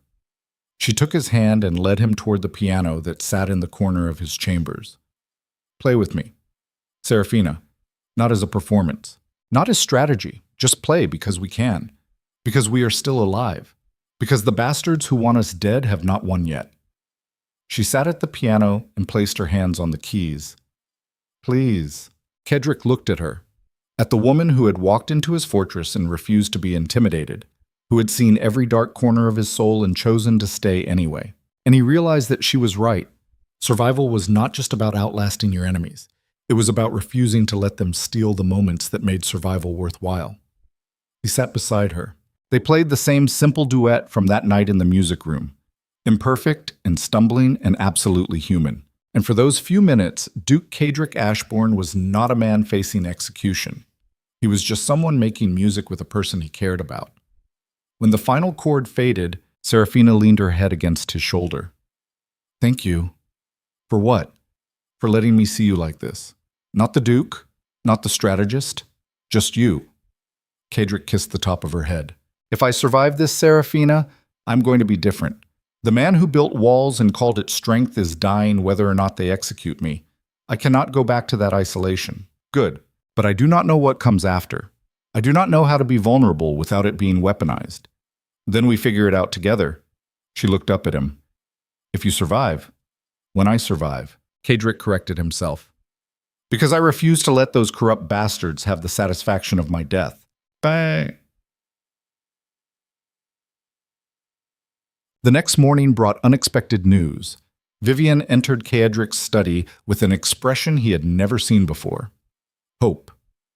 Your Grace, Duke Ravenswood has requested an audience. Caedric looked up from correspondence he was not actually reading. Ravenswood supported my proposal for independent investigation at Parliament. What does he want now? To offer testimony. Caedric went very still. Explain. Vivian handed him a letter. Ravenswood claims he has evidence proving the documents you presented were legitimate. Financial records from his own intelligence network that corroborate your findings about Beaumont corruption. How is that possible? Apparently you are not the only noble collecting evidence against them. Ravenswood has been conducting his own investigation for the past 2 years. He was waiting for someone powerful enough to actually challenge them. And now that I have challenged them, he wants to support the effort before they come for him next. Precisely. Caedric read the letter carefully. This testimony could change everything. If Ravenswood's evidence matches mine, it proves the documents were not fabricated. The entire investigation collapses. There is risk. Vivian's voice was cautious. Ravenswood could be working with the Beaumonts. This could be a trap designed to lure you into trusting false allies before they spring final accusations. Possible, but unlikely. Caedric set down the letter. Ravenswood has more to lose than gain from supporting me publicly. If this were a trap, he would not need to involve his own reputation. He could simply wait for my conviction and claim neutrality. So you trust him? I trust that his self-interest aligns with mine. That is the only reliable alliance in aristocratic politics. Caedric stood despite the pain in his ribs. Arrange the meeting, tonight, here at the manor, and have your most trusted guards present in case I am wrong. Duke Ravenswood arrived after sunset alone except for a single advisor. He was a man in his 50s, silver-haired and sharp-eyed, with the kind of presence that came from decades of navigating political warfare without getting destroyed. Caedric met him in the library, Vivian stationed nearby. Ravenswood bowed slightly. Duke Ashborne. Thank you for seeing me under such difficult circumstances. Your letter claimed you have evidence supporting my case. I am listening. Ravenswood gestured to his advisor, who produced a leather portfolio. For the past 2 years, I have been documenting Beaumont family corruption, bribery networks, illegal land seizures, parliamentary manipulation. When you presented your evidence 3 days ago, I recognized several transactions from my own investigations. He opened the portfolio. These are financial records proving Lord Whitmore sold military intelligence to foreign merchants. These documents show Lady Celestine Beaumont operated blackmail networks targeting rival noble families, and these prove Mortimer accepted bribes to block tariff legislation. Caedric examined the documents carefully. They were legitimate, detailed, verified. Why are you showing me this now? You could have presented this evidence yourself. Because I am a coward. Ravenswood's honesty was brutal. I collected this information to protect myself, not to challenge the system. I assumed if the Beaumonts came for me, I could use it as leverage to negotiate survival. I never had the courage to actually expose them. Then you watched me do exactly that and realized staying silent was no longer safe. Ravenswood smiled grimly. You forced the confrontation I was too afraid to initiate. Now the Beaumonts are desperate and dangerous. If you fall, they will consolidate power and come for everyone who might threaten them next, including me. So your support is pure self-preservation. Entirely. Ravenswood met his eyes. But that does not make it less valuable. My testimony will corroborate your evidence. It will prove the documents were not fabricated. And it will give the investigation legitimate grounds to convict the Beaumonts instead of you. What do you want in exchange? Protection. When this explodes, the Beaumonts will retaliate against anyone who supported you. I need assurance that my family and territories will be defended. Caedric was quiet for a long moment. If your testimony proves legitimate and helps clear my name, you will have my protection and political alliance. But understand something, Ravenswood. I do not forgive cowardice easily. If you are lying or working with them, I will destroy you more thoroughly than I would destroy an honest enemy. I would expect nothing less. Ravenswood extended his hand. Do we have an agreement? Caedric shook it. Present your testimony to the magistrates tomorrow morning, and pray that it is enough to tip the scales. Bam. The final day of investigation arrived like an execution date. Caedric dressed in formal court attire, black coat and silver accents that made him look like a portrait of aristocratic authority despite the injuries beneath the fabric. Seraphina helped him with the buttons his injured shoulder could not quite reach. You look like you're going to war. I am. Just a different kind of battlefield. He turned to face her. Ravenswood's testimony will be presented this morning. If the magistrates accept it as legitimate, the investigation shifts toward the Beaumonts. If they reject it as manufactured collaboration, I will likely be arrested before nightfall. And if you are arrested, then Vivian gets you out of the capital before they come for you next. Seraphina's jaw set stubbornly. We have discussed this. I am not leaving. You are, if I order it. You cannot order me to abandon you. I can if it keeps you alive. Caedric grabbed her shoulders, careful but firm. Listen to me. If I am convicted and executed, the Beaumonts will turn their attention to destroying everyone I cared about. You will be their primary target. They will fabricate charges, ruin your reputation completely, possibly even arrange an accident. So you want me to run and let them win? I want you to survive and become the evidence that I was not the monster they will paint me as. Caedric's voice broke slightly. You are the only person who has seen me as human in 6 years. If you die because of that, then everything I have fought for becomes meaningless. Seraphina's eyes filled with tears. And if you die, who sees your humanity then? The question hung between them. Caedric pulled her close, breathing in the scent of her hair, memorizing the feeling of holding someone who mattered more than strategy or survival. Then I need you to remember me as I actually was. Not the Duke, not the tyrant. Just a man who was alone too long and did not know how to be anything else until you showed up and refused to let me hide. I will remember, Seraphina whispered against his chest. But I would rather fight beside you than mourn you. Before Caedric could respond, Vivian knocked. Your Grace, the magistrates have summoned you. Duke Ravenswood's testimony is being presented within the hour. Caedric released Seraphina reluctantly. This is it. He looked at Vivian. If I do not return by sunset, implement final protocols. Release the intelligence files. Get Seraphina north. And ensure Marcus's family receives the protection I promised. Understood, Your Grace. Caedric turned back to Seraphina. No matter what happens, you were right. About everything. I was hiding behind walls and calling it strength. I was choosing isolation because vulnerability terrified me. And I was so convinced that caring about people would destroy me that I almost destroyed myself instead. He kissed her forehead. Thank you for teaching me the difference. Then he walked out before she could see the fear beneath his controlled expression. Dick. The magistrate chambers felt like a courtroom designed for executions. 3 judges sat behind an elevated bench, robes immaculate, expressions carefully neutral. Lord Chancellor Mortimer stood to one side, looking remarkably composed for someone whose corruption was under investigation. Lady Celestine Beaumont sat in the gallery with several parliamentary allies. Duke Ravenswood stood at the center, presenting his testimony with clinical precision. Caedric entered and took his position, flanked by 2 royal guards who were supposedly there for protection, but felt more like prison escorts. Ravenswood concluded his presentation and gestured toward the documents spread across the magistrate's bench. These records corroborate every claim Duke Ashborne made. The evidence he presented was not fabricated. It was verified intelligence collected over years through legitimate sources. The head magistrate, an elderly man named Lord Justice Pemberton, studied the documents. Duke Ravenswood, you understand that presenting false testimony in a treason investigation carries severe consequences? I do, Your Honor. And you maintain that these documents are authentic? I do. Pemberton looked at Mortimer. Chancellor, you claim Duke Ashbourne's evidence was fabricated, yet Duke Ravenswood presents corroborating documentation from independent sources. How do you explain this discrepancy? Mortimer's composure cracked slightly. Duke Ravenswood could be conspiring with Ashbourne. These documents could be part of an elaborate scheme to what, Chancellor? Caedric's voice cut through the chamber. To fabricate years of financial records across multiple sources? To forge signatures and transactions that can be verified through independent banking institutions? To coordinate a conspiracy so sophisticated that it would require resources and planning that dwarf any legitimate investigation? He stepped forward. Or perhaps the simpler explanation is true. The evidence was legitimate.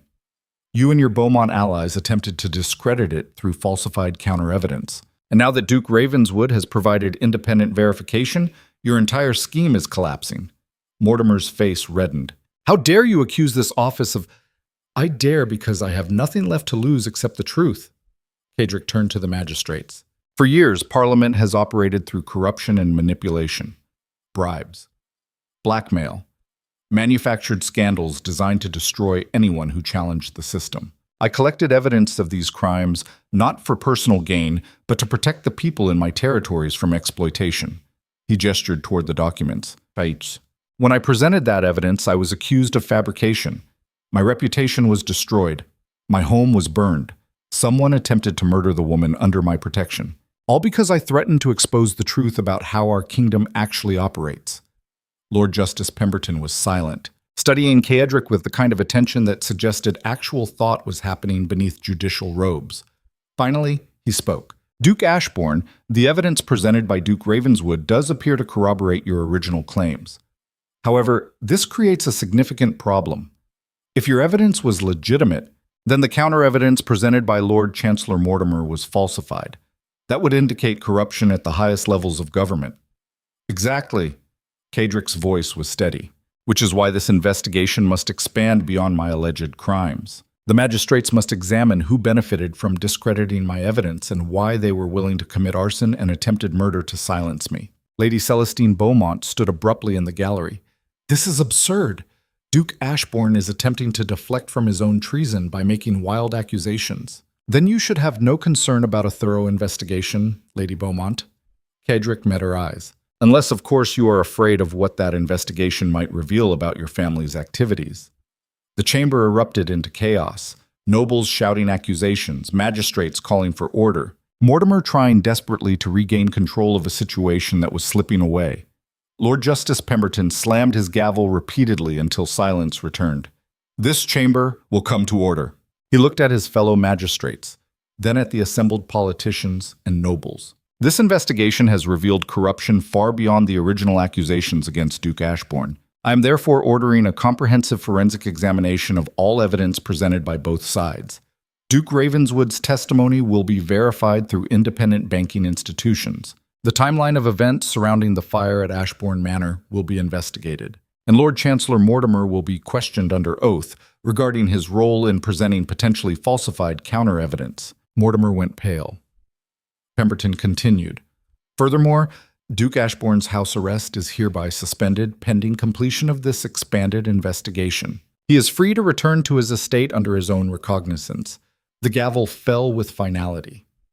Caedric stood absolutely still, barely processing what had just happened. He had expected conviction, expected execution.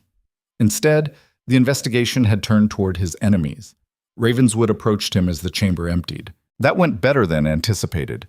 You took a significant risk supporting me publicly.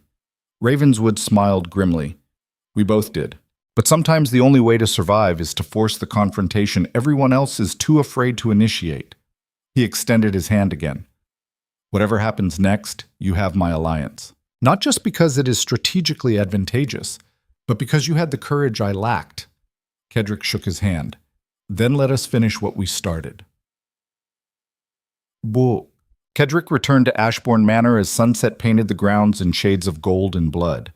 Vivian met him at the entrance, expression carefully controlled. The house arrest is suspended? Indefinitely. The investigation has expanded to include Mortimer and the Beaumonts. She allowed herself a small smile. Then we won. We survived the first battle, Caedric corrected. The war is not over until they are convicted and their corruption is fully exposed. Where is Seraphina? The music room. He found her at the piano playing something slow and haunting. She stopped when he entered. You are back. The simple statement carried more emotion than entire speeches. I am back. Caedric moved toward her. The magistrate suspended the house arrest. They are expanding the investigation toward Mortimer and the Beaumonts. Ravenswood's testimony was accepted as legitimate. Seraphina stood from the piano bench. So you are safe. For now. He pulled her close. But the Beaumonts will not surrender easily. They will retaliate. This fight is not over. I know. She looked up at him. But you are here, alive, and that is enough for tonight. They stood together in the music room while the manor settled into evening quiet around them. Finally, Caedric spoke. I need to tell you something. What? When I thought I might be convicted, when I believed I was going to die, the only thing I regretted was not being honest with you sooner. Honest about what? About how much you matter. Caedric's voice was raw. I have spent 6 years convincing myself that caring about people was weakness, that attachment made you vulnerable, that isolation was the only safe way to exist. And then you walked into my life and shattered every defense I had built. He touched her face gently. You terrify me, Seraphina. Not because you are dangerous, but because you make me want things I thought I had given up on. Connection, trust, the possibility that maybe I do not have to face everything alone. Seraphina's eyes filled with tears. You do not have to face anything alone anymore. That is what I have been trying to tell you. I know. Caedric pulled her closer. And I am finally ready to believe it. They kissed with the kind of desperate relief that came from surviving something that should have destroyed them both. When they finally pulled apart, Seraphina smiled through tears. What happens now? Now we rebuild. Caedric looked around the music room. The Beaumonts burned my stables and tried to murder us both. The investigation will take weeks to fully conclude. Parliament is in chaos. Half the aristocracy is terrified they will be implicated in the corruption scandals. He met her eyes. So we use this time to create something different. Not walls, not isolation, but actual connection with the people who matter. Starting with us? Starting with us. Basit. 3 weeks later, the expanded investigation concluded with devastating results for the Beaumont family. Lord Chancellor Mortimer was convicted of accepting bribes and fabricating evidence. He resigned in disgrace and fled to foreign territories to avoid imprisonment. Lady Celestine Beaumont was found guilty of orchestrating blackmail networks and conspiracy to commit arson. She was stripped of her titles, and her family's parliamentary influence collapsed overnight. Lord Whitmore faced charges of selling military intelligence and disappeared before formal arrest, leaving his estate bankrupt and his allies scrambling to distance themselves. The corruption scandal spread through Parliament like wildfire, consuming dozens of minor nobles and politicians who had participated in the bribery networks. And Duke Caedric Ashborne was fully exonerated. The official declaration came from Lord Justice Pemberton himself, read publicly in the Assembly Hall before the remaining members of Parliament. Duke Ashborne acted in accordance with his duty to expose corruption and protect the interests of his territories. The evidence he presented was verified as legitimate. All charges of treason and fabrication are hereby dismissed with the court's full apology for the injustice he suffered. The chamber erupted into applause from some quarters and stony silence from others. Caedric stood and addressed the assembly for the first time since his house arrest. His voice carried through the hall with quiet authority. I did not expose this corruption to seek revenge or consolidate power. I did it because our kingdom deserves better than leaders who exploit the people they are supposed to protect. The Beaumont family and their allies represented everything wrong with aristocratic governance. cruelty disguised as authority, theft disguised as taxation, manipulation disguised as politics. He paused. But I am not innocent either. I have used fear and intimidation to maintain control. I have isolated myself and called it strength. I have hurt people in the name of protecting them. His expression softened slightly. So I am proposing something different. Not a return to the corruption we just exposed, but a reformation of how power operates in this kingdom, transparent governance, accountability for all noble houses, including my own, protection for the people who have no voice in these halls. Murmurs spread through the assembly. Caedric continued, I know many of you will oppose this. Change threatens the comfortable systems you have built your legacies upon. But understand something clearly. The alternative is not a return to how things were. The alternative is watching the kingdom collapse under the weight of corruption that we all tolerated for too long. He looked across the assembled nobles. So choose, reform or revolution. Those are your options. I am done pretending there is a middle ground. Then he walked out of the assembly hall while Parliament erupted behind him. Chant. Spring arrived at Ashbourne Manor with unexpected gentleness. The eastern stables were being rebuilt, this time with tenant housing incorporated into the design, so the people who worked his lands had safe shelter. The grounds were open to local musicians for weekly performances, transforming the fortress into something approaching community space. And Caedric was learning how to exist without walls. It was harder than any political battle he had ever fought. Trusting people meant risking betrayal. Opening himself meant accepting vulnerability. Building connections meant acknowledging that other people's pain affected him. But Serafina was there through all of it, teaching him that strength was not the absence of fear, but the willingness to move forward despite it. They sat together in the music room one evening, playing the duet that had become their ritual. His technique had improved through practice but was still imperfect. Serafina matched his tempo without judgment. When the final chord faded, Caedric spoke quietly. I have been thinking about my father lately. What about him? About how he spent his entire life teaching me that vulnerability was weakness, that caring about people would destroy me, that the only way to survive was to become harder than everyone else. He looked at Serafina, and I realized now that he was wrong about everything that mattered. Being hard did not protect me. It just made me lonely. And the moment I let someone close, I discovered I was stronger with connection than I ever was with isolation. Serafina leaned her head against his shoulder. Your father was afraid. So he taught you to be afraid too. But fear is not the same as wisdom. I know that now. Caedric wrapped his arm around her. You saved me, Serafina. Not from the Beaumonts or Parliament, from myself. We saved each other. She looked up at him. You gave me protection when I had nowhere else to go. You showed me that power could be used to defend people instead of exploit them. And you proved that even the most isolated person can learn to let someone in. Caedric kissed the top of her head. What happens now? After the reforms pass, after Parliament settles into the new systems, what do we become? Whatever we choose. Serafina smiled. That is the beautiful part about surviving the worst. Everything that comes after is possibility instead of obligation. They sat together as evening light filtered through tall windows. Two people who had been broken by their own defenses and rebuilt through connection.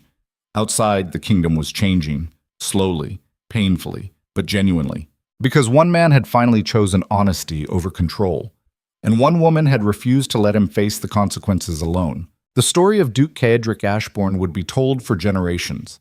Some would remember him as a tyrant who terrorized Parliament. Others would call him a reformer who dismantled corruption at personal cost. But the people who knew him best understood a simpler truth. He was just a man who spent years being afraid of the wrong things until someone taught him that connection was not weakness. It was the only strength that actually mattered when everything else collapsed. Years later, visitors to Ashbourne Manor would hear music drifting through the halls and wonder who was playing. The answer was always the same.